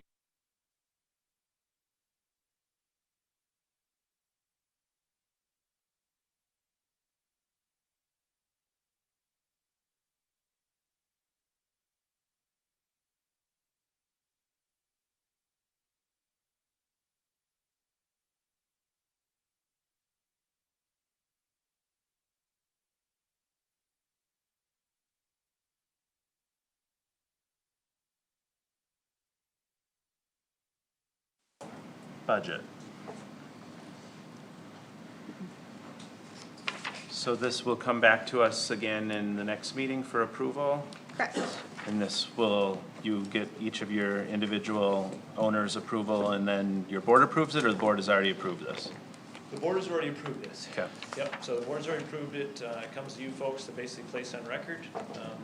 Get a chance to have any, state any concerns, but that's that's the road show, the budget road show, we like to call it, so.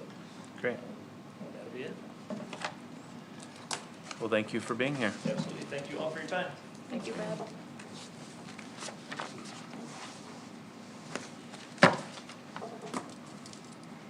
That brings us to item 14, large A, small b, preservation of Bath Township's proposed Park Lake Trail and Nature Preserve properties. We have Trustee Kotke, who's hosting this topic, and we have Jared Harmon, who is the Executive Director of the Mid-Michigan Land Conservancy, joining us as well. Yes, and thank you for your time. Everybody hear me okay? Yep. Okay, so I'm Jared Harmon. I'm the Executive Director of Mid-Michigan Land Conservancy. And today I'm just going to talk to you really quickly, be cognizant of your time, about the potential of protecting this property and keeping it open for the public in perpetuity. So I'll give you a little bit of information about Mid-Michigan Land Conservancy, talk to you about that property, options of protecting it in perpetuity, and how that would benefit the township and the taxpayer. So make sure I can work this right. So about us, we were formerly known as the National Areas Association. So we've been a nonprofit since 1979. Then in 2002, we actually evolved into a land trust as there was a desire or need from our membership to permanently protect land in the Mid-Michigan region. So we are a 501c3 charity. Our mission is to permanently protect farmlands, open space, and natural areas. And we work in a 7-county area that does include Clinton County. Kind of touched on this already, but yes, open space preservation is really the mission of Mid-Michigan Land Conservancy. We also like to promote education, recreation, and providing access to all community members who live in Mid-Michigan or visit to utilize the natural spaces in Mid-Michigan. So there is actually a value of open space. There is value to open space protection. It helps preserve community character by having preserved natural spaces and farms. Improving access to recreation also has a financial benefit and community character benefit that is important to protect. And then I'm not going to go through all the peer-reviewed studies, but there is actually evidence out there that permanently protecting land in communities does have a financial benefit. And this study I referenced here found that properties within a half mile of permanently protected lands generally have a value of over $10,000, more than properties that are not near protected lands. Think about the amount of land we lose every minute, which is about 4 acres of land in the United States. We lose over 6,000 acres of open space in this country every single day. So conserving it now is important for the future of our communities, of our country. This is very important work as we're losing 6,000 acres every single day. Our mission is to help mitigate some of that loss in our country, right here in Mid-Michigan. So our impact, currently we protect almost 2,800 acres of land. That includes both private lands and lands that we own as a conservancy that are open to the public. So right now we have 8 nature preserves that we manage and own throughout the region, and we actually manage 9 public properties, which now includes an urban forest in Lansing.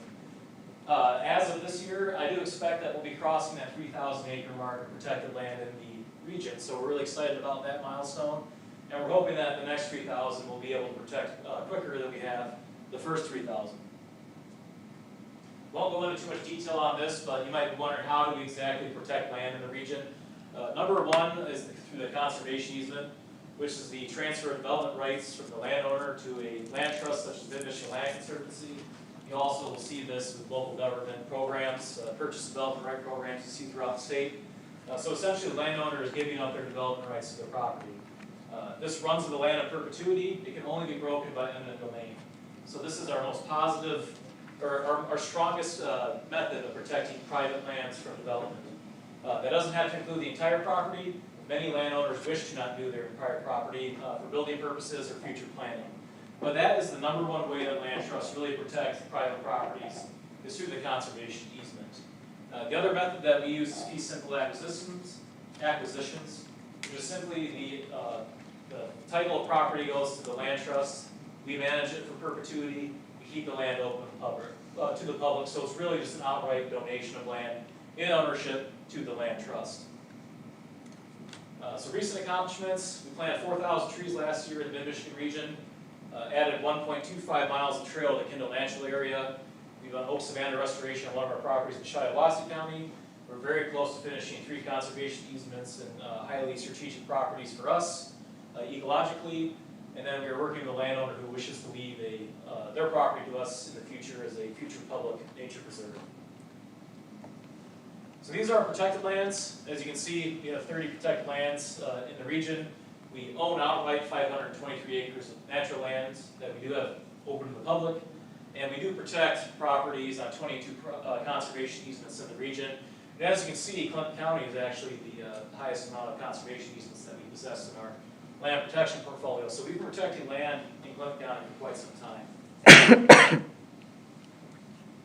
So ensuring permanent community benefit and local stewardship. So right now we're really talking about Park Lake. This is the opportunity for us to work with the township and the community to really manage, protect, and keep this property open to the public for perpetuity. So there are benefits to Mid-Michigan Land Conservancy potentially purchasing and owning that property. One would be that's permanently protected. That's our mission. It would also shift the burden of management from the township to Mid-Michigan Land Conservancy. And then that would also have the benefit for taxpayers because a nonprofit would be managing the property, keeping it open to the public in perpetuity, and we would be managing the property as a land manager. So reduce liability and enforcement burden. Any issues that occur on the property would be the responsibility of the land trust. So there are benefits to partnerships between local government and land trusts. So our land management activities, what do we do when we own these properties? Number one is public access, so we do maintain trails on them if necessary. Some of our ecologically sensitive properties, like our fen, is open to the public, but we don't put trails on it because it's a very rare habitat with rare and endangered species on it. But generally, when a land trust owns a property, we are going to be taking care of the trail maintenance, so we'll take care of down trees. We work on invasive species removal for the ecological health of the property and the community. Any trash or debris that is cleaned up by staff and volunteers. Any appropriate ecological restoration would be undertaken on the property.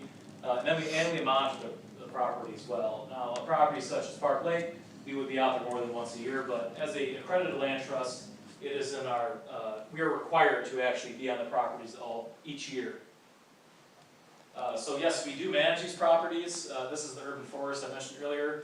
We went out there, it was full of debris and a hidden wasp nest in that debris that ended up getting me. But as you can see here, when we do acquire these lands, we do work with other nonprofit partners, volunteers, and staff to clean them. We also do invasive species control here, as you can see, common buckthorn. I won't talk too deeply about that. That's a species present on that property.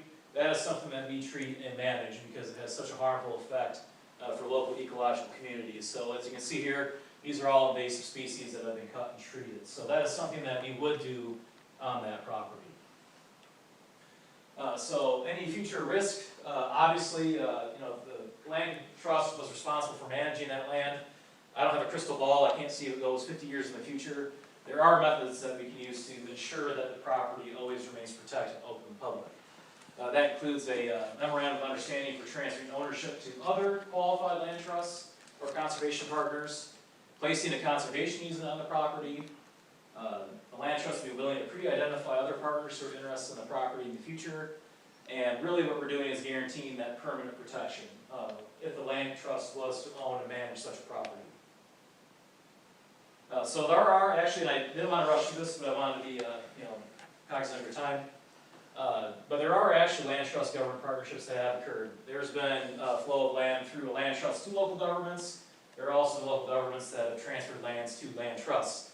I have a couple of examples here, some of them quite large, some of them on a smaller scale, but there actually is a precedent of local governments working with land trusts to permanently protect land in the community.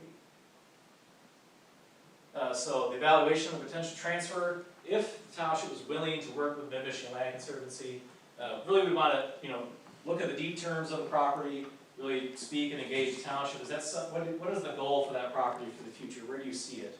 What would you like to do with it? And then if the township was willing to go in a partnership with Mid-Michigan Land Conservancy for the transfer of that property, would that be a purchase, bargain sale? That is something that would be up to the township. If that was a method that they would like to do, but really the township would have to decide what do they see as a long-term goal of this property as a natural area. So that's all I have as far as about us. Do you have any comments or questions about that property or what you'd like to see done with the Park Lake Natural Area?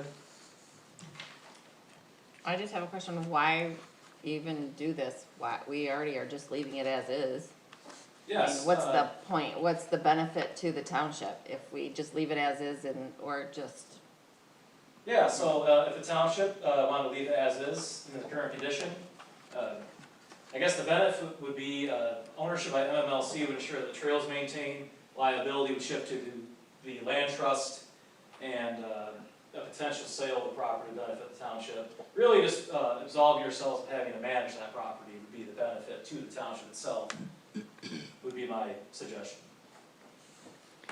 How are you guys funded? Donations, grants, and foundations. What would you intend to do with it? Our intention would be to leave it open public, maintain the trail, remove invasive species, apply for grants to potentially put a boardwalk in if desired, and improve access to the community.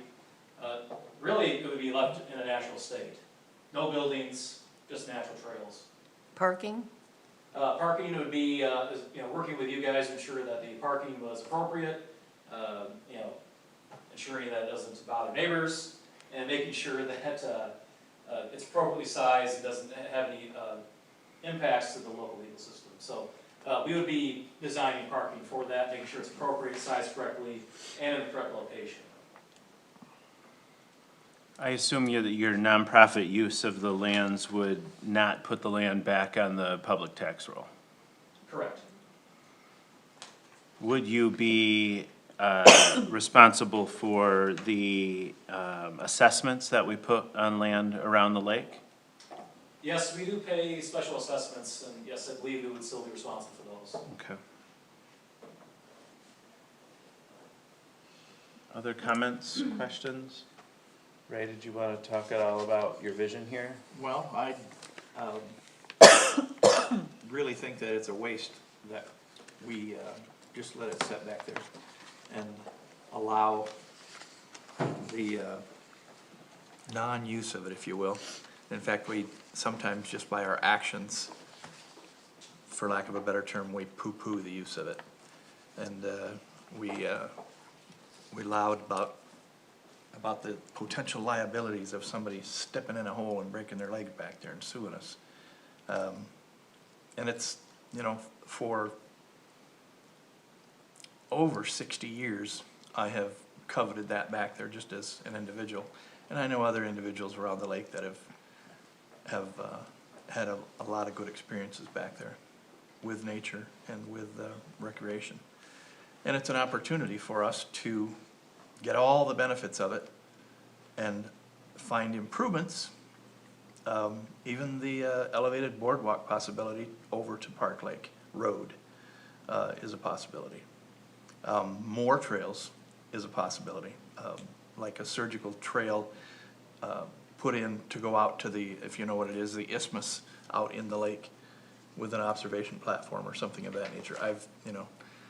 I've spoken about this ad nauseum over the last 14 years, trying to get this somehow preserved by the township, and they've taken absolutely no interest. And the superintendent has actually said that the trail goes nowhere, so why should we do anything with it?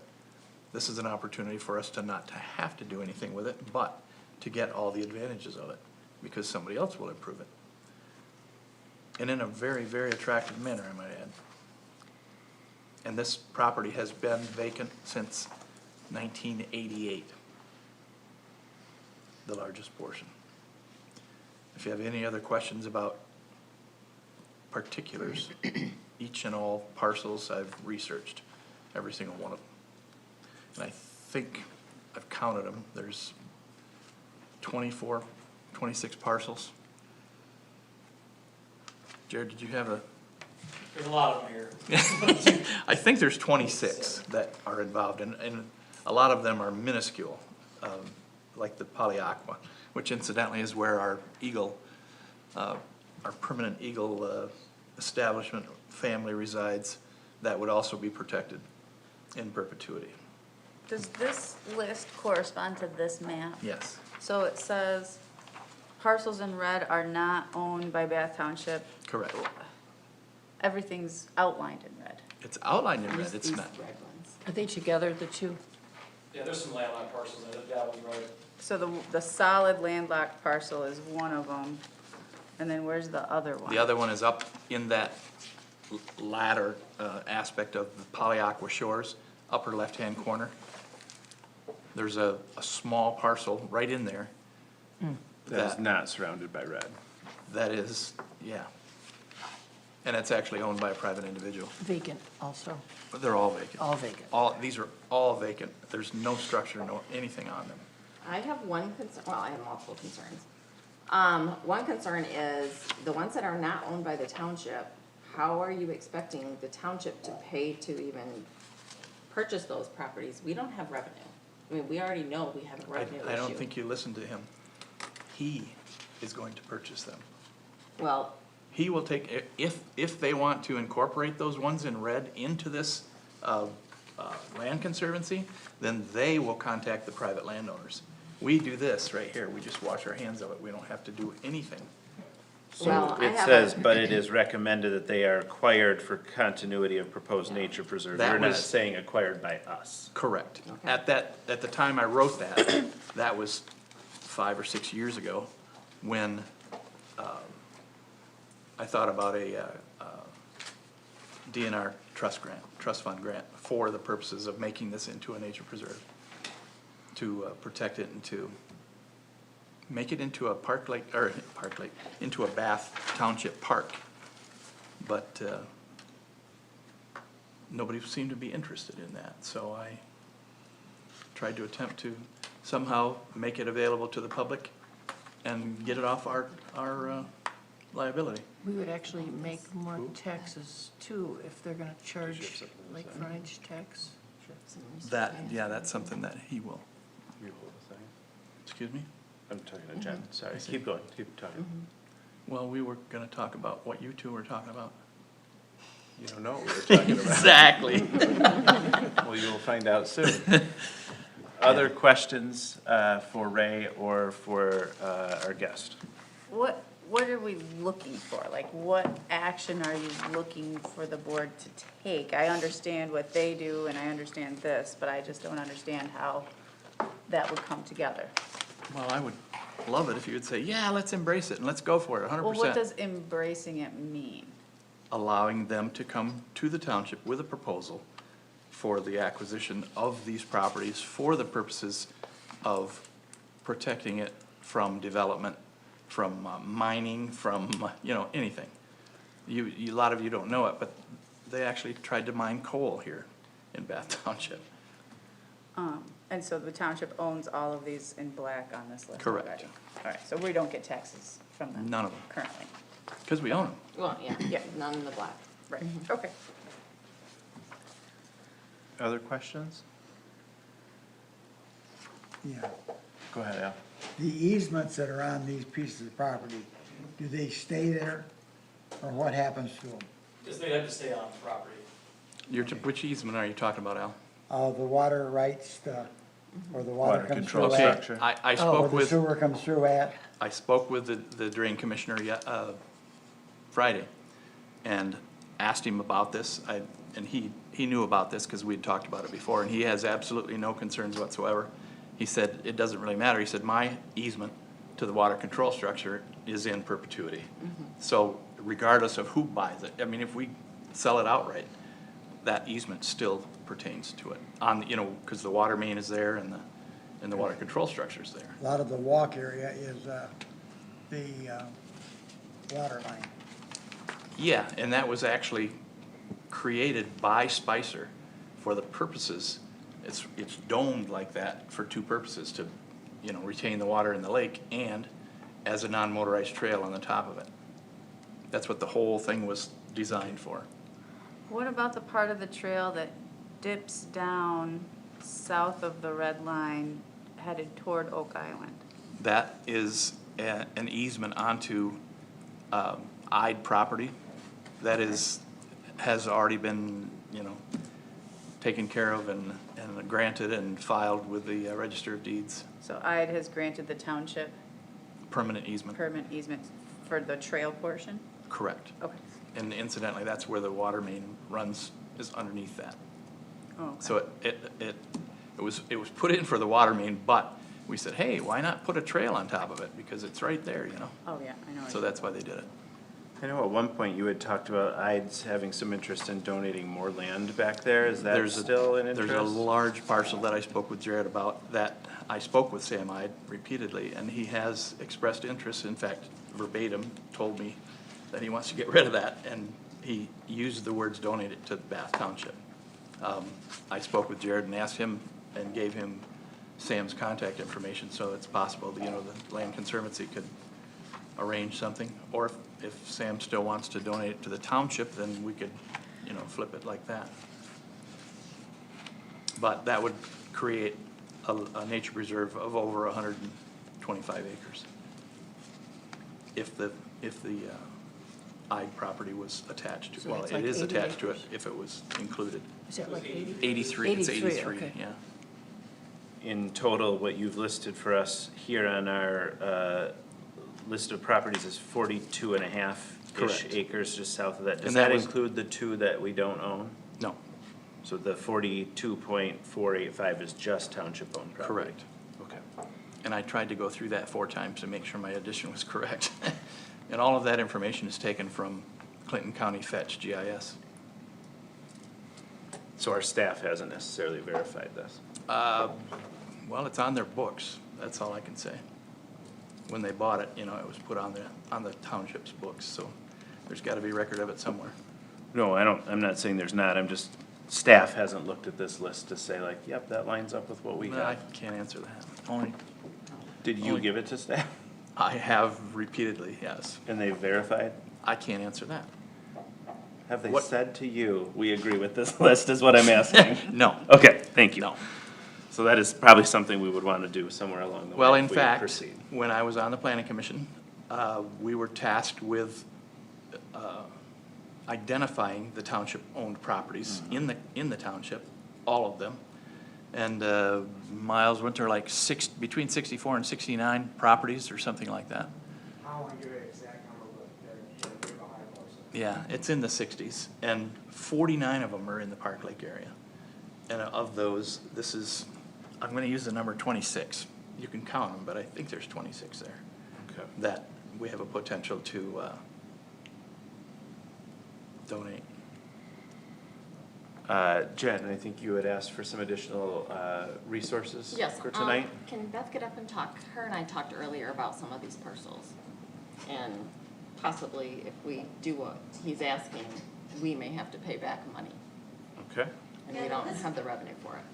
Beth Baki, assessor for the township. The list did come to me earlier today, so I did go back out and look at the list, and several, actually a majority of the parcels were bought during forfeiture tax sale.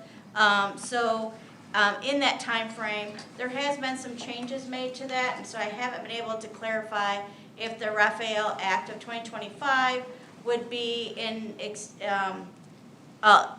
would affect these, or if these would fall under the previous, how they were purchased, and how when the municipality purchases the property and they say we're gonna be using them for future development, and they have collaborated these parcels to create this area around the lake.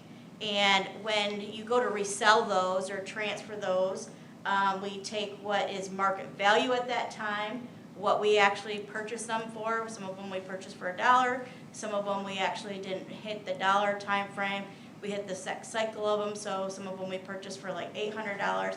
We would owe that much, that parcel gap part, back to the state of Michigan.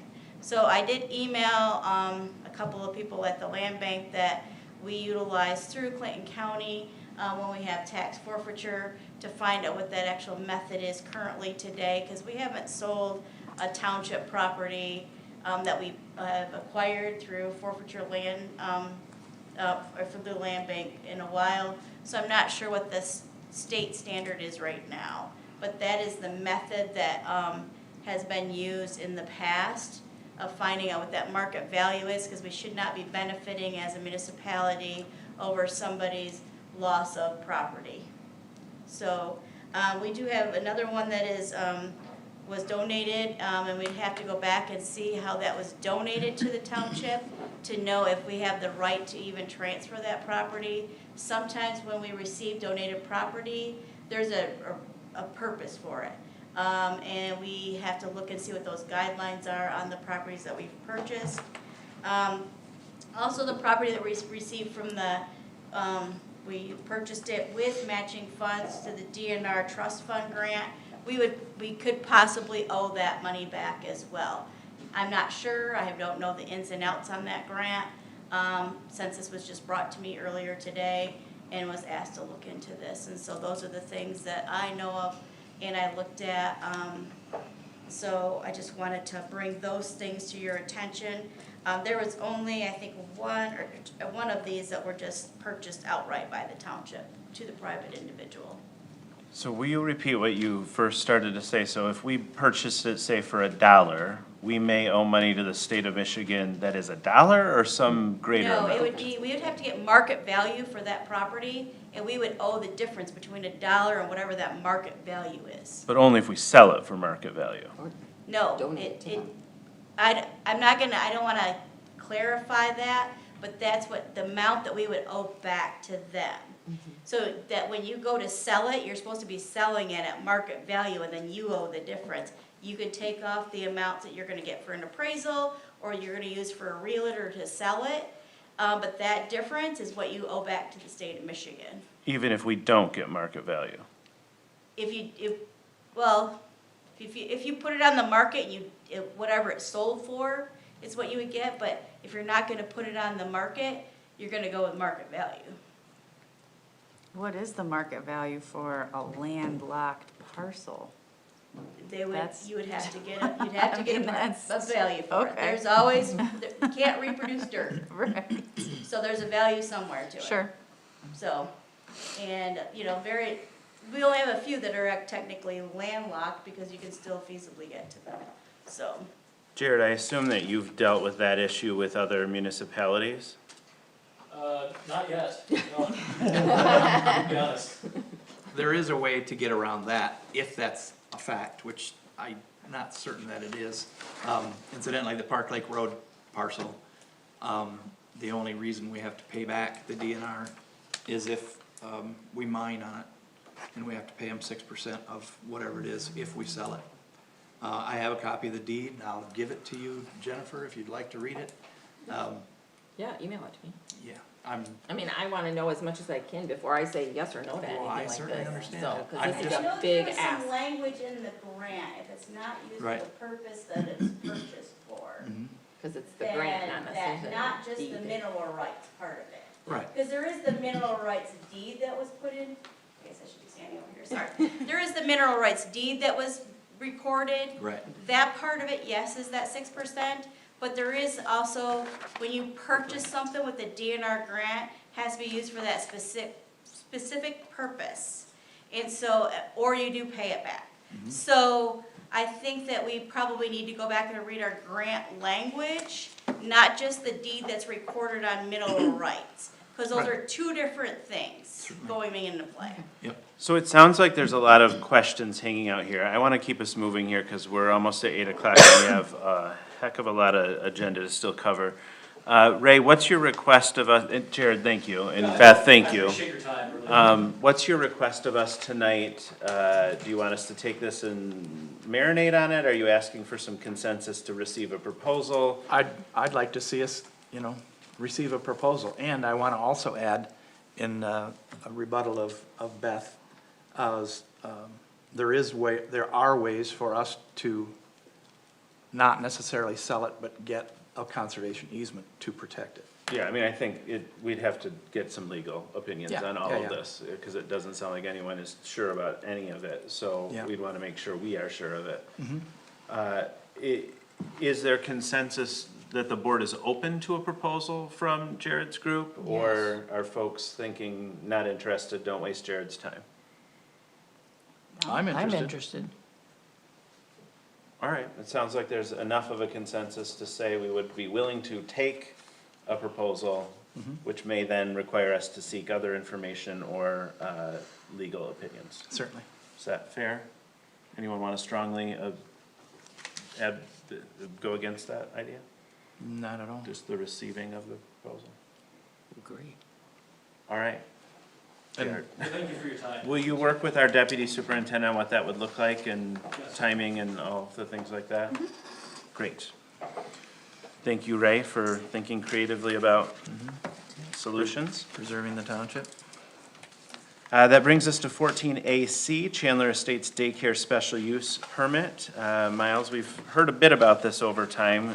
Could you give us the quickest, briefest you can without not giving us the information we require? I'll be super brief. The land use before everyone tonight is a group home daycare. This is located in the Chandler Estates area of the township. I think most people on the board are probably familiar with the area. It's north of Slate and, or north of Clerk and in the Chandler Road area. One important, probably the main important thing to bring up tonight, early on in this process, in communication with legal counsel, this land use is unique in the state of Michigan. There are a couple land uses where the state has deemed necessary to interject into the local review process. Utility solar, mining operations. Group home daycares is another one of those land uses. Even though you are seeing this as a special use permit tonight, I'm compelled by Chris Patterson to let you all know that this is to be treated as a by right land use at this point. It comes recommended from the planning commission, it comes recommended from the planning department. Upon our review of their zoning, we found them to be meeting our minimum zoning requirements. Any questions? And you're looking for action tonight? No. No. It's up for introduction. Yeah. All right. I did have a question. I didn't read it all, but, was the neighborhood that they live in notified that this daycare is going to get bigger? In compliance with state law, we posted this in the local newspaper circulation, and all properties within 300 feet of the property line received a notice via US mail. We had several of the neighbors attend the public hearing at the planning commission. And there was not widespread angst? I did not see widespread angst. Obviously, the neighbor directly had some concerns and just curiosities, but it's typical, in my opinion, of this process. What part of the property is it on? It takes place in the home itself. Currently, they're running a small group home daycare, which is between 1 and 6 children that are served there. They're seeking to step that up to a large group home daycare, which would be between 7 and 12 children. It takes place in the first story of the house. Which piece of property is it? You want the address? There. So this is the entrance to Chandler Estates, and it's that blue parcel. So it backs up to Chandler. It's a long driveway. Goes Yeah. way back. You in there. actually can see the house from Chandler Road, Yeah. Yep. though you access it from Chandler Estates. Yeah, they have a flag lot, if you will. I feel like it might be relevant to share the driveway discussion that occurred at the planning commission. Yeah, I think the applicants here tonight, if the board would want them to speak to this, they can, but just briefly, there's been a lot on your agenda tonight. I think myself, the planning commission, the applicant would all like to see a driveway serving this property off of Chandler, engaging in this process. They've realized that's a possibility, something that can be done. We'll work with the applicant and the road commission if it's their request to move forward. With that being said, the road commission thought it was perfectly feasible to be continued to serve through Chandler Estates, which is a public road, which is important. Now, some of our cul-de-sacs, as you know, are served by private roads. This is not the case. This is a public. And this is a public road, so. It is. But with that being said, traffic patterns could be better suited to come off of Chandler, and if the road commission's in favor of that, it seemed at the meeting like the applicant wasn't resistant to that. Does that gas line have any effect on that house?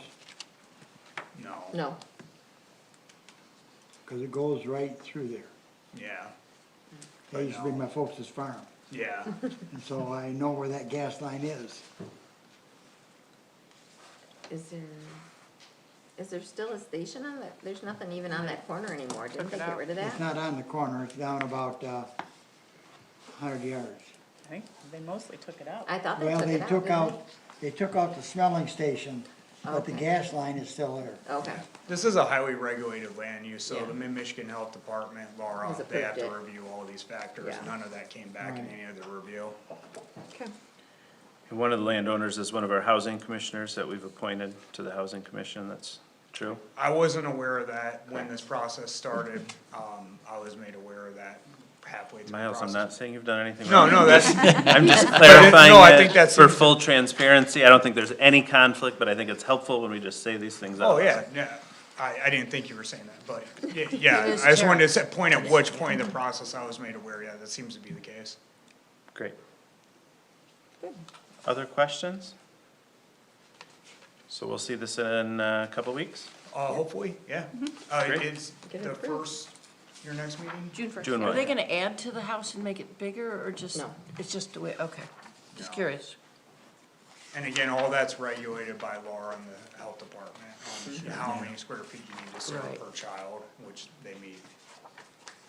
If you haven't had young children in a while, let me say, daycare is desperately needed. We need More Right. daycare. Yeah.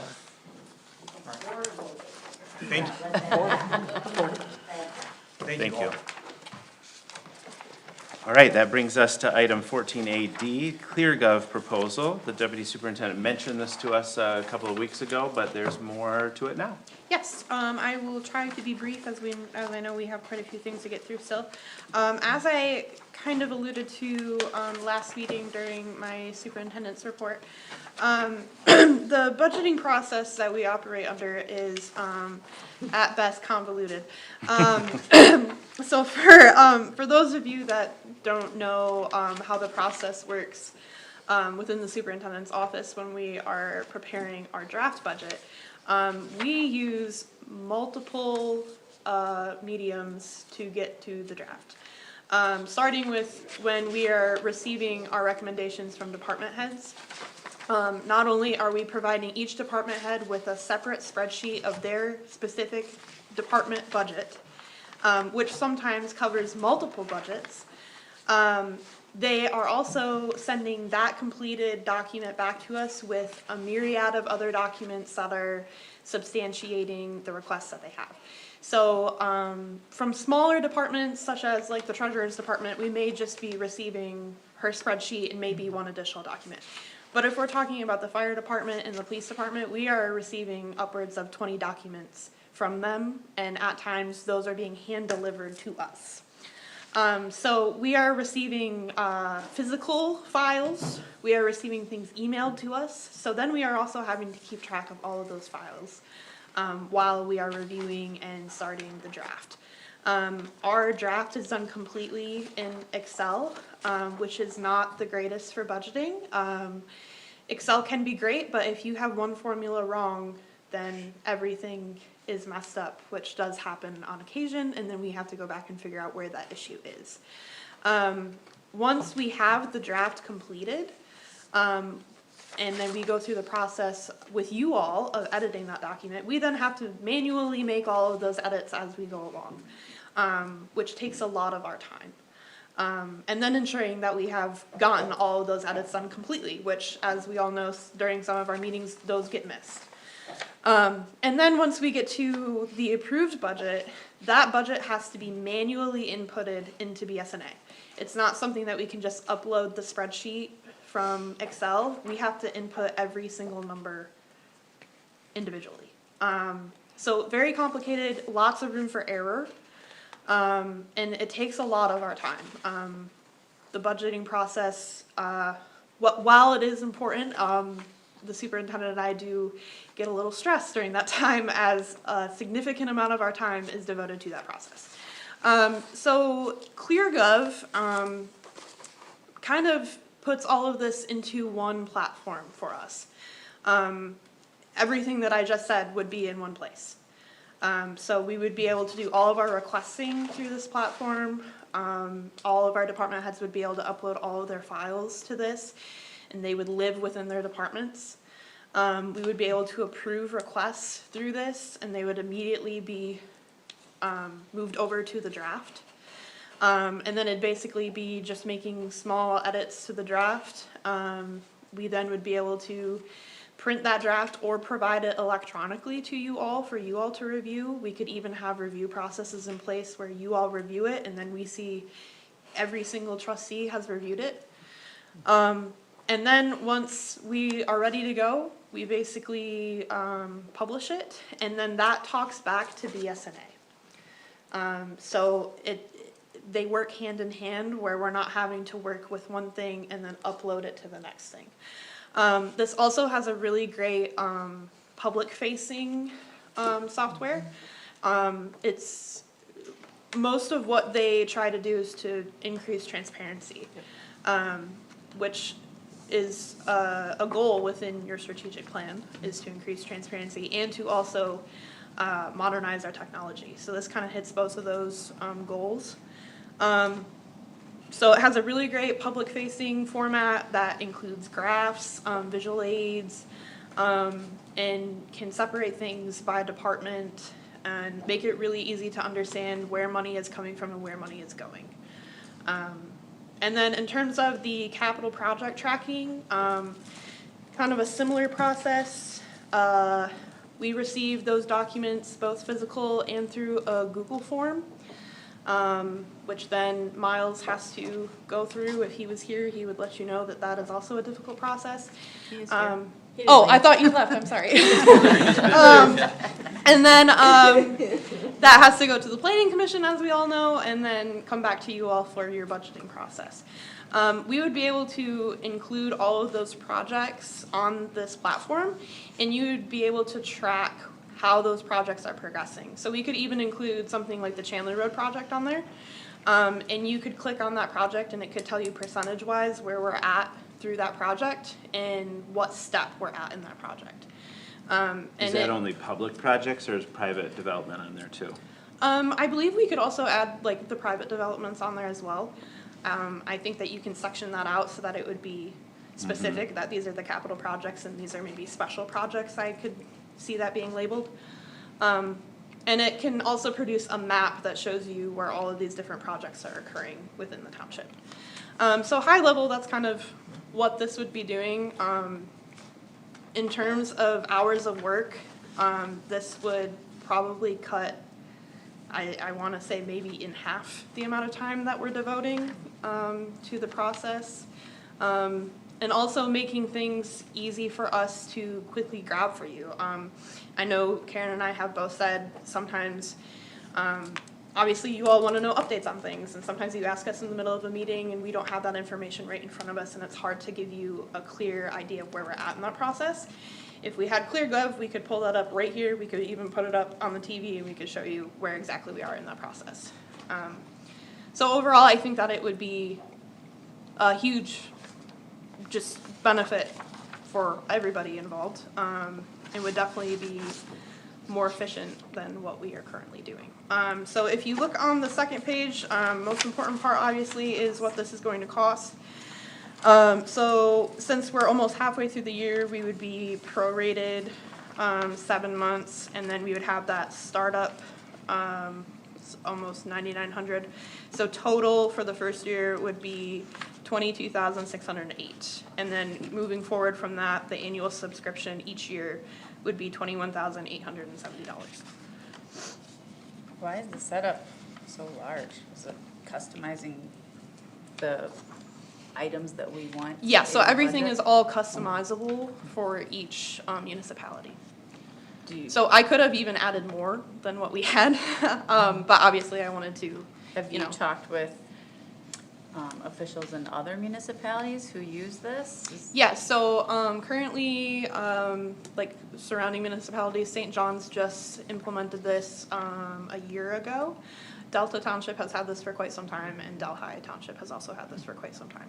Yes, somebody from one of those two was at the MTA, did a presentation, brought their budget in a book. Yes, And said, this, you use this program and it gives you this, and the people can print this, we can print this, and it shows you where everything is spent and how much percentage is spent where. And I was just like, that's what we need, and then it talked about how you could do your multi-year budget. And I said, that's something I've always thought we should do as a multi-year budget.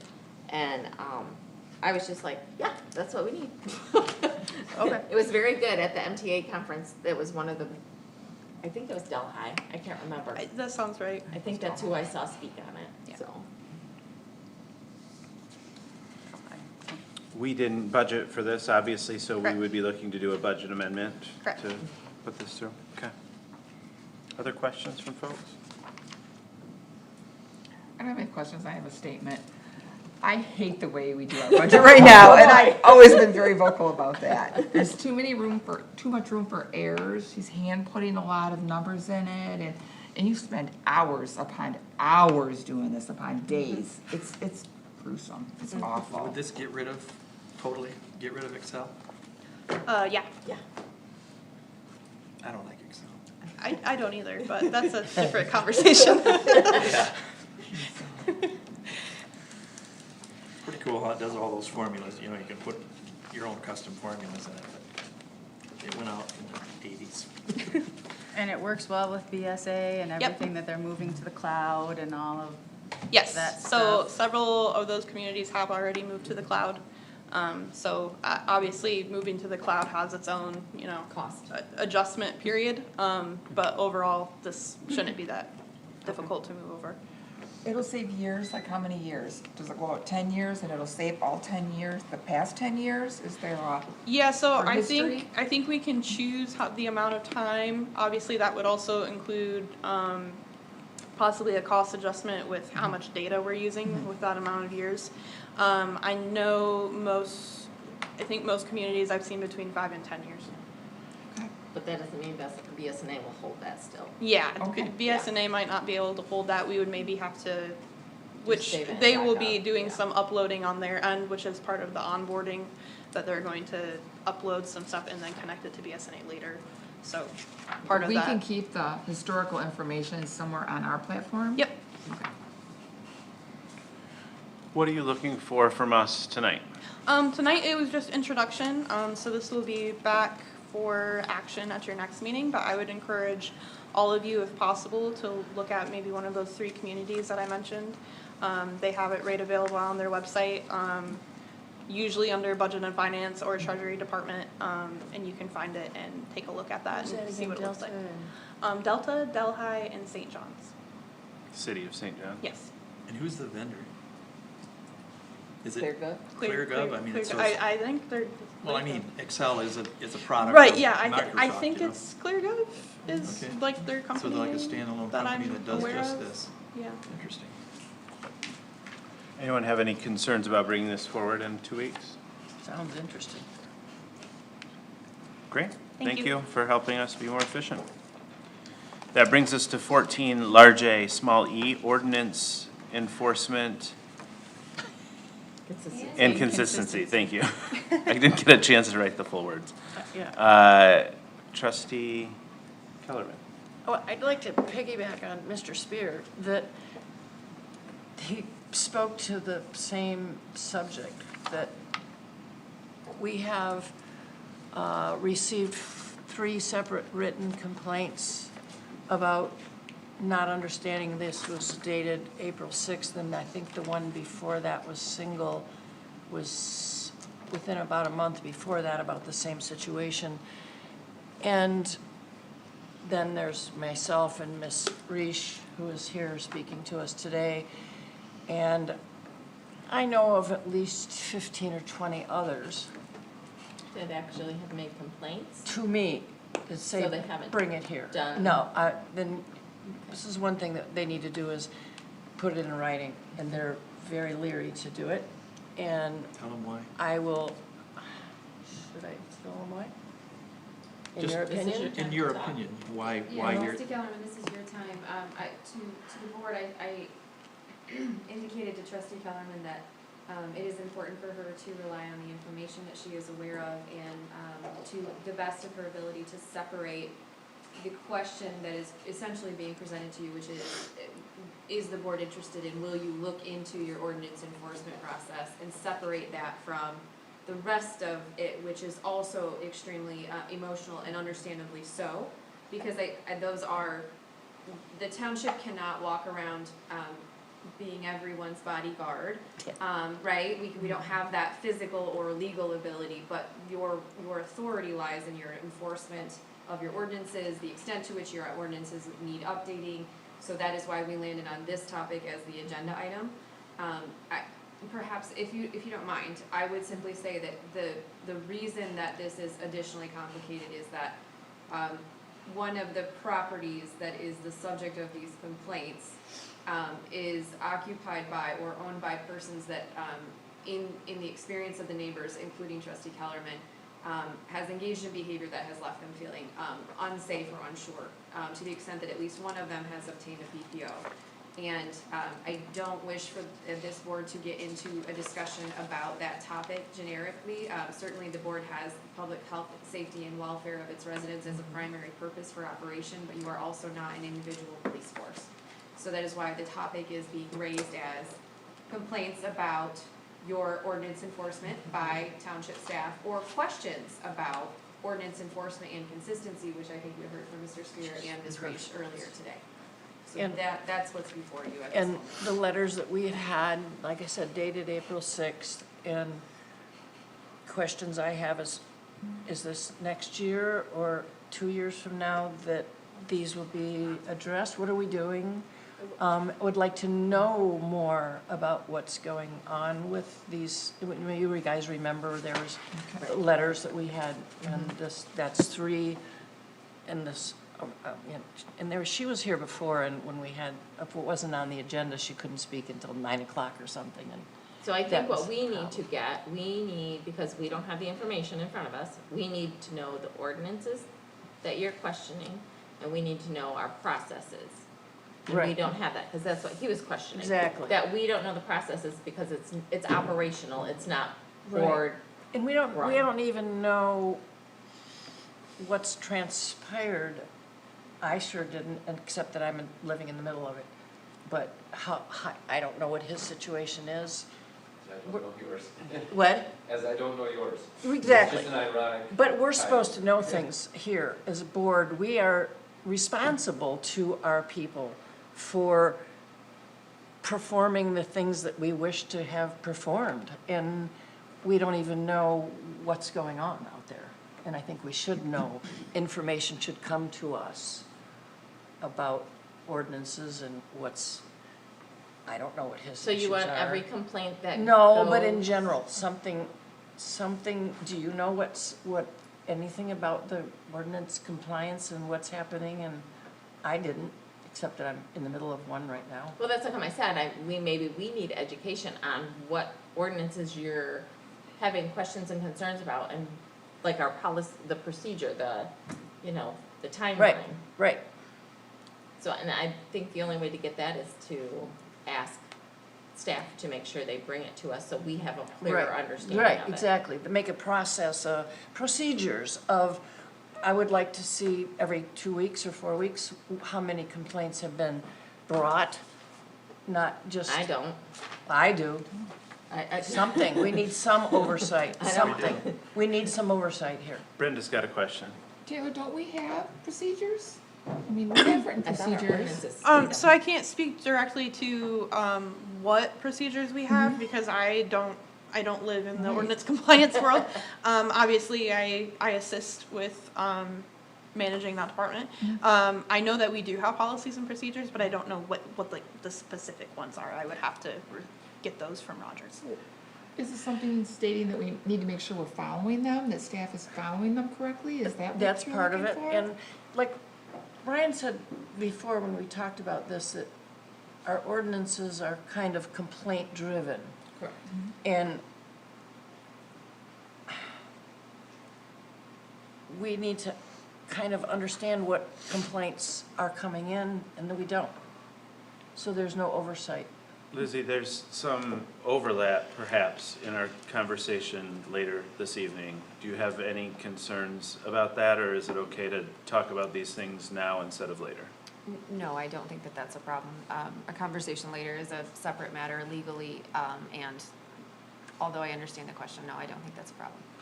Thanks. I also know that Trustee Hagerman had her hand up at one point. I don't know if she Sure, still needed I to. just got tired. They'll get to me eventually. Okay. Okay. I just have a direct line of sight. End of the table problems. I didn't hear the bell.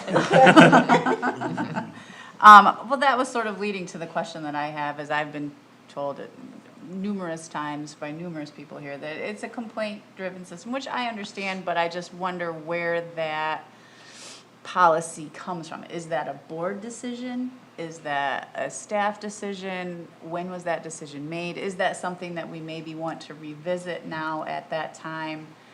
And even if that remains the same, the process for going through the complaint process, I think maybe needs some review, because clearly we don't understand it. Yeah, my clarification is it in the ordinance that it is complaint-driven, or is that how we have chosen to carry it out? So my understanding is that is not within the actual ordinance. Okay. That was a board decision at one point for a policy change. I can't exactly speak to when that was. It was sometime long before I was here. But my understanding is that that occurred because the way that it was previously being done was too aggressive a form of ordinance compliance, and the board at that time chose to make it a complaint-based system. When I joined the board in 2012, I was told that, so it was somewhere before 2012. You were on the board for 100 years, so you probably know what this happened. It was before 76. Oh. Okay. Okay, so I guess we need to look back at that if it's before 1976. Really helpful, actually. That was a good year. Well, I think if we don't have one, we should have a procedural book on whoever the code enforcement or ordinance enforcement person is that they need to follow, like, 2 weeks, a month, and put in a report to their superior, what they're doing, when they're doing it, and why they're doing it, and, if the complaint is valid, if there's an ordinance against it or for it, that needs to be all recorded, Data, we need Taylor, data. how long do you think it would take to ask your team to come up with the policies, the paperwork to share with us, and then maybe a presentation to walk us through how things happen? And maybe some decision points that a board in 2026 want to tackle versus Sure. 1975? 76. 76. I don't want to say next meeting, because I feel like that might be cutting it a little close, and that may also be an overlap with Superintendent Hildemert coming back, and I feel like I may want to loop her in on that, as she does directly supervise that department, and usually is the one having those conversations, so she has a much better understanding of that process than I do. So I would say probably the second meeting in June. June 15. Yes. Does that seem sufficient to folks? And then we can at least understand the system before we try to solve problems that we don't understand yet. So that would be the 16th? 15th. 15th. Oh, excuse me, the 15th, because, the first day of the month is the first meeting.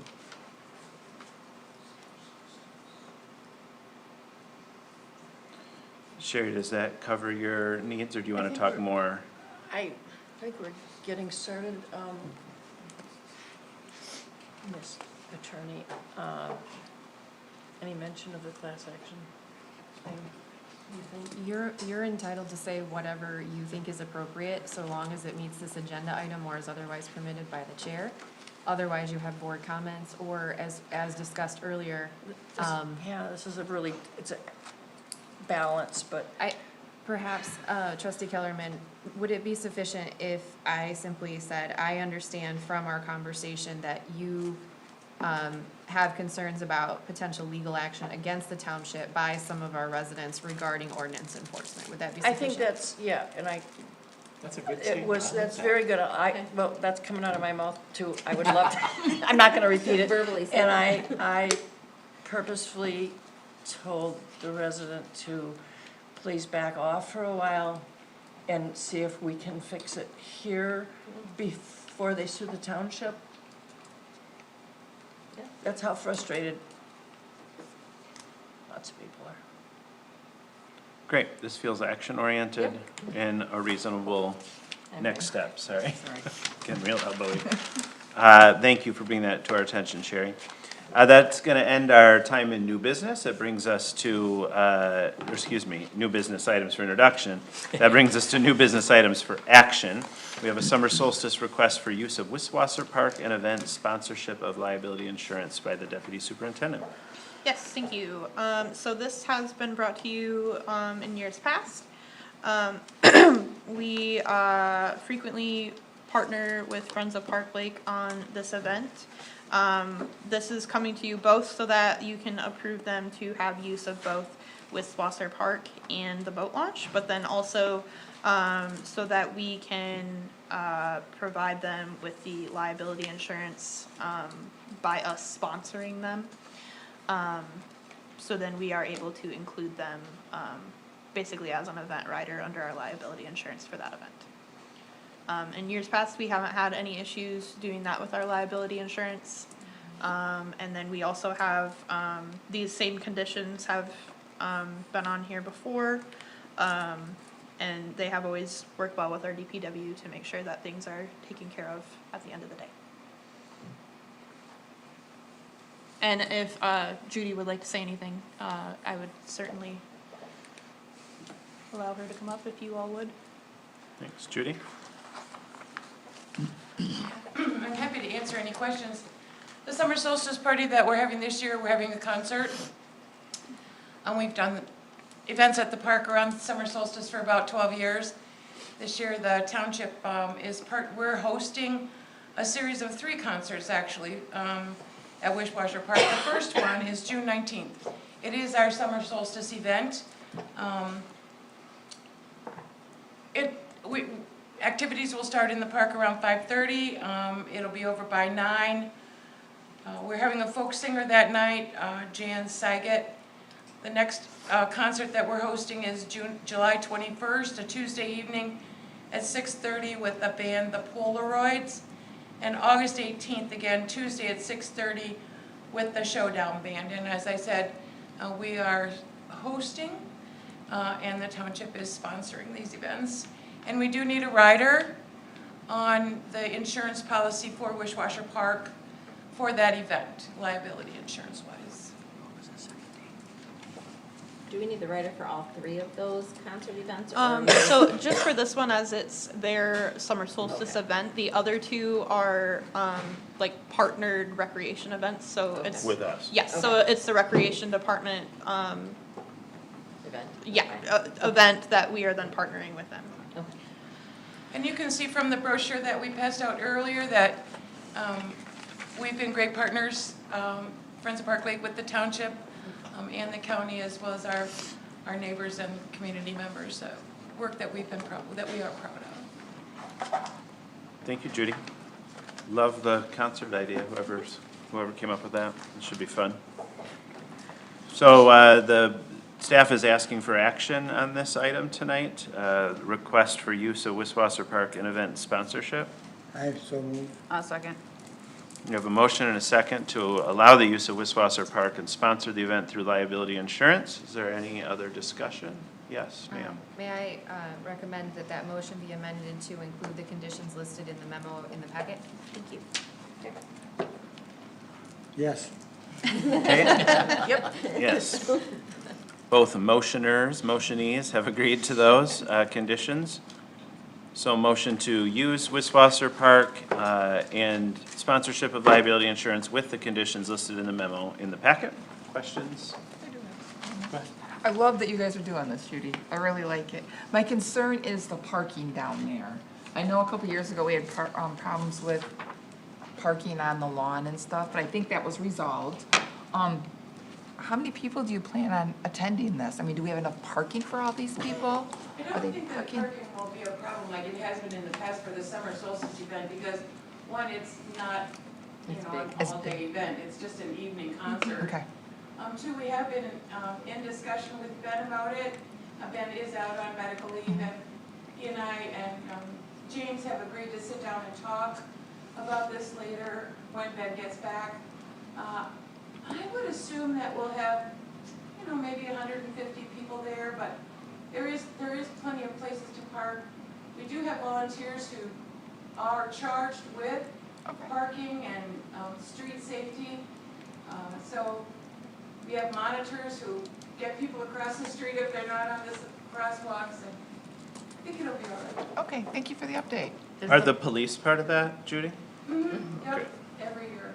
Is the parking across from the creamery public parking, or is that privately owned? That's owned by the township. That That's is owned by the township. Okay. Okay, thank you. Are we ready for a vote? We'll do a roll call vote. Ms. Kellerman? Yes. Mr. Kotke? Yes. Ms. Wilson? Yes. Mr. Fewins-Bliss? Yes. Ms. Butler-Chalender, yes. Mr. Rosekrans? Yes. Ms. Hagerman? Yes. Thank you. That motion carries. Thank you. That brings us to item B, the introduction of first reading Thank of you, ordinance Judy. amendment number 44.01 for Consumers Energy Company Electric franchise, also from our deputy. Thank you. So this is an amendment to an already existing electric franchise with Consumers Energy. They approached us quite some time ago. I don't even remember how long ago, maybe a year. It's about a year ago. Requesting to amend their franchise agreement. And then we didn't hear anything for a very long time. And since then, legal finally heard back and was able to work with them on that. I know that there were a few changes that were made to this. I don't know if Lizzie can speak to those at all. I wouldn't say that they warrant further discussion, but I will say that major kudos to Attorney Tom Forgione in our office, who was the thorn in their side, the pea in the stack of the mattresses for the Princess and the Pea. This is something that he continued to track on and was frustrated on your behalf about, trying to get a response, so. Usually we have people asking us for a quicker response instead of people just not responding, so it was different for us. It's sitting on Did my they desk use the for a same very word long time. as U of M healthcare? Yeah, Maybe. I don't know. All right, are there questions about this ordinance amendment, or would someone like to move it forward? That was the first reading. Do we vote on that? Yes. It's an item for action. I'll make a motion to approve the introduction of first reading of ordinance amendment number 4401. I'll second. We have a motion and a second. Is there any discussion? Hearing none, we'll do another roll call vote. Mr. Kotke? Yes. Ms. Wilson? Yes. Mr. Fewins-Bliss? Yes. Ms. Butler-Chalender, yes. Mr. Rosekrans? Yes. Ms. Hagerman? Yes. Ms. Kellerman? Yes. Thank you. That motion carries. Thank you. That brings us to item C, which is a supplemental agreement number 53 to water service agreement between Bath Charter Township and the Lansing Board of Water and Light, also for the deputy. Thank you. So this is essentially an amendment in order to allow the new gas station here on Webster Road to be able to be serviced water from BWL. So it's allowed them to hook into the system. These agreements continue to come to us as that is outlined in our current agreement with BWL, although we do not have any management of the system. So we are also exploring with legal counsel changing this process within our agreement so that these essentially no longer come to us and the developer works directly with BWL. It just kind of takes us out as the middleman. But for the time being, we brought this to you all to continue with the way that we have been doing it, and then after this is approved by you all, then we will move forward with changing that process. Apparently, our agreement has not been updated in a long time. When I spoke to the gentleman who called me from BWL, he said that they were renegotiating their agreement with DeWitt Township, which had not been changed in 30 years. So this would be probably time to update it. Same. And maybe this can be part of it as well, so it makes sense to me. Questions, thoughts, ideas, motions? I'll make a motion to support the supplemental agreement number 53 to the water service agreement between Bath Charter Township and the Lansing Board of Water and Light. Second. We have a motion and a second. Is there any further discussion? All right, the motion is to approve the supplemental agreement number 53 to the water service agreement between the Bath Charter Township and the Lansing Board of Water and Light, and we'll do a roll call vote. Mr. Rosekrans? Yes. Ms. Hagerman? Yes. Ms. Kellerman? Yes. Mr. Kotke? Yes. Ms. Wilson? Yes. Mr. Fewins-Bliss? Yes. Ms. Butler-Chalender, yes. That motion carries. Thank you. That brings us to item 14BD, closed session under Open Meetings Act, permissible purposes to consider material exempt from discussion or disclosure by state or federal statute for a legal opinion. Would someone like to take action? No? Noting the time, and your board rules which require that you do not take up new matters after 9 PM, I wanted to bring the attention that it is 8:34. You do have a superintendent's report and board comments after that. So I don't know if you wish to suspend your board rules limiting you to the 9 o'clock, or if you would like to speed race through everything and still get there by 9 o'clock. Can we do that after closed session? Certainly. Just wanted to make sure that everybody is clear that you are going to likely be, once we all get resituated, you are likely past your 9 o'clock before we come back in. Yeah, let's see how far after our 9 o'clock we are to see what folks want to do. Yeah, maybe not. Does that sound okay? And there's no audience now, so. Is there a motion to go into closed session? I'll make a motion. I'll second it. All right, we have a motion and a second. Do we do roll call vote or is this voice Yeah. vote? Roll. Roll call.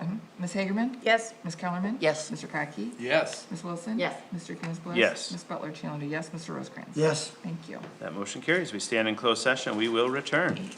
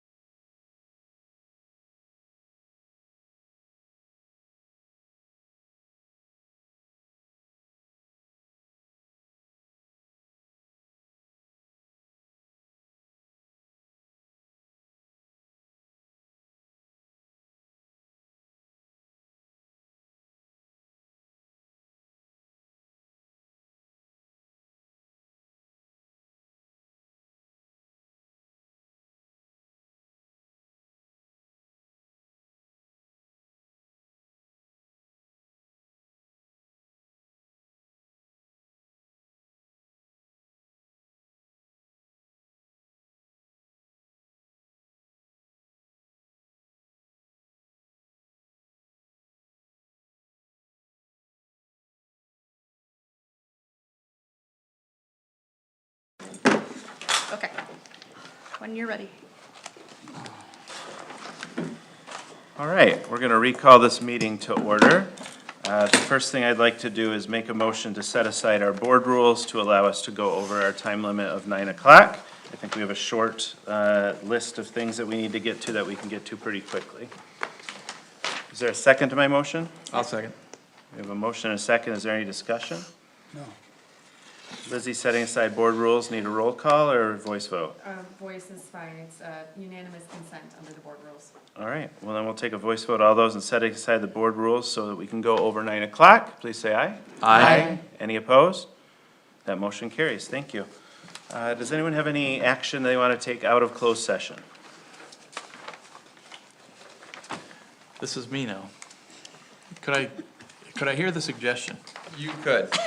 So I would suggest that the motion be that I move to accept the township attorney's recommendation regarding the Spear FOIA appeal determination to uphold the partial denial of Mr. Spear's FOIA request and to authorize the township supervisor to sign the written appeal determination on behalf of the township board. I like that. I'll second it. I'll make that motion. Okay, we have a motion and a second. Brenda, did you get all that? She will have it. I will have it. I will have it. It's being video recorded, so. Is there any further discussion about that motion? This probably does need a roll call vote? Why not? Yeah. Okay. Ms. Kellerman? Yes. Mr. Kotke? Yes. Ms. Wilson? Yes. Mr. Fewins-Bliss? Yes. Ms. Butler-Challenger, yes. Mr. Rosekrans? Yes. Ms. Hagerman? Yes. Thank you. All right, thank you to our attorneys for that support. That brings us to item 15, the superintendent's report. Thank you. Our auditors were on site May 11th through 13th to conduct the fiscal year 2025 financial audit. Our auditors have informed us that we will receive a clean audit, so that is great news. Great.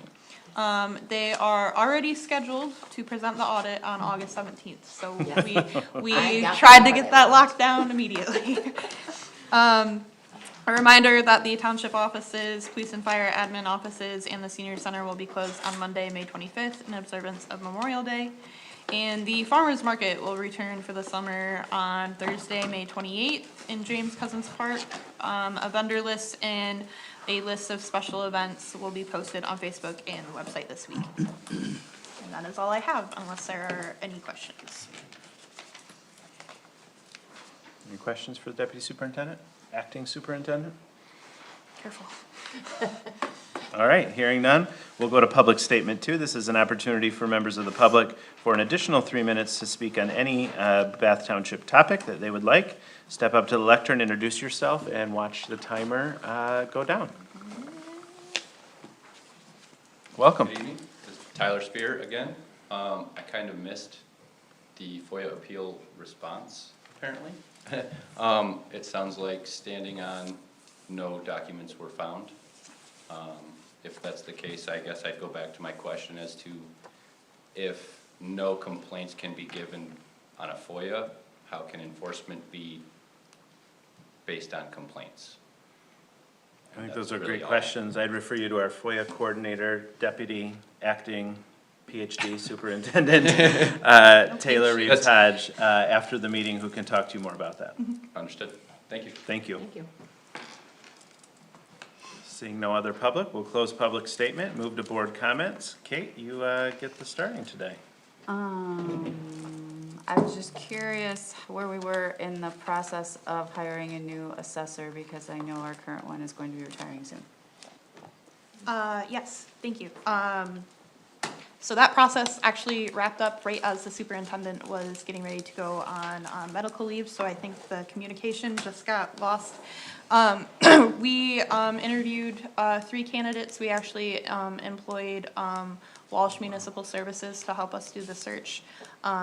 It's Frank Walsh. He used to be the Meridian Township manager and has his own consulting firm. He usually only looks for managers, but occasionally does assessors. So we had him assist us as it's kind of a white whale to find these days. So we identified 3 candidates and interviewed them pretty quickly before Karen was going to go on leave. And we did make an offer to someone. He has a lot of experience, and he is about to get his level 3 certification. And he will be starting right after Beth retires, so the week after 4th of July. So he accepted your offer? Yes. Okay. I didn't catch that. Great. You said the week after the 4th of July? Yes, so I believe That's his like first day the is 6th or the something, 6th. That's great news. That's it. Yeah? I would like to say that going to the hospital every day, the blue bus is always bringing people in. And it makes me glad in my heart to think that from the point of not even getting them to go out of Clinton County to getting them to bring people to the hospital is a great thing. Think so? I don't have anything. I don't think I have anything either. Shocking. Taylor talked about I always the have something to auditors. say. I wasn't gonna say it, but Say Taylor talked about the auditors, so that was the only thing I really had to talk about. sorry. You're fine. Sure. Am I next? Or, Okay. sorry. Very, very good meeting. Unfortunately, it was really, really long. But I'm compelled to say that I'm absolutely flabbergasted, gobsmacked, that we still have people that will go out of their way to find ways to not take advantage of what we have as an opportunity for the Park Lake Trail and Nature Preserve. I don't even have words for it. That's all. Thanks, Ray. Sherry? Done. What did you Thank say? you. I'm done. Thank you. She didn't say dumb. Dumb, I did. I was like, okay. She didn't say You're dumb. dumb, you can say what you want. All right, great. Well, that brings us to the end of our On that meeting. note. Is there a motion to adjourn? I move we adjourn. Second. We have a motion and a second. Is there any discussion? Seeing none, all those in favor of adjourning for the evening, say aye. Aye.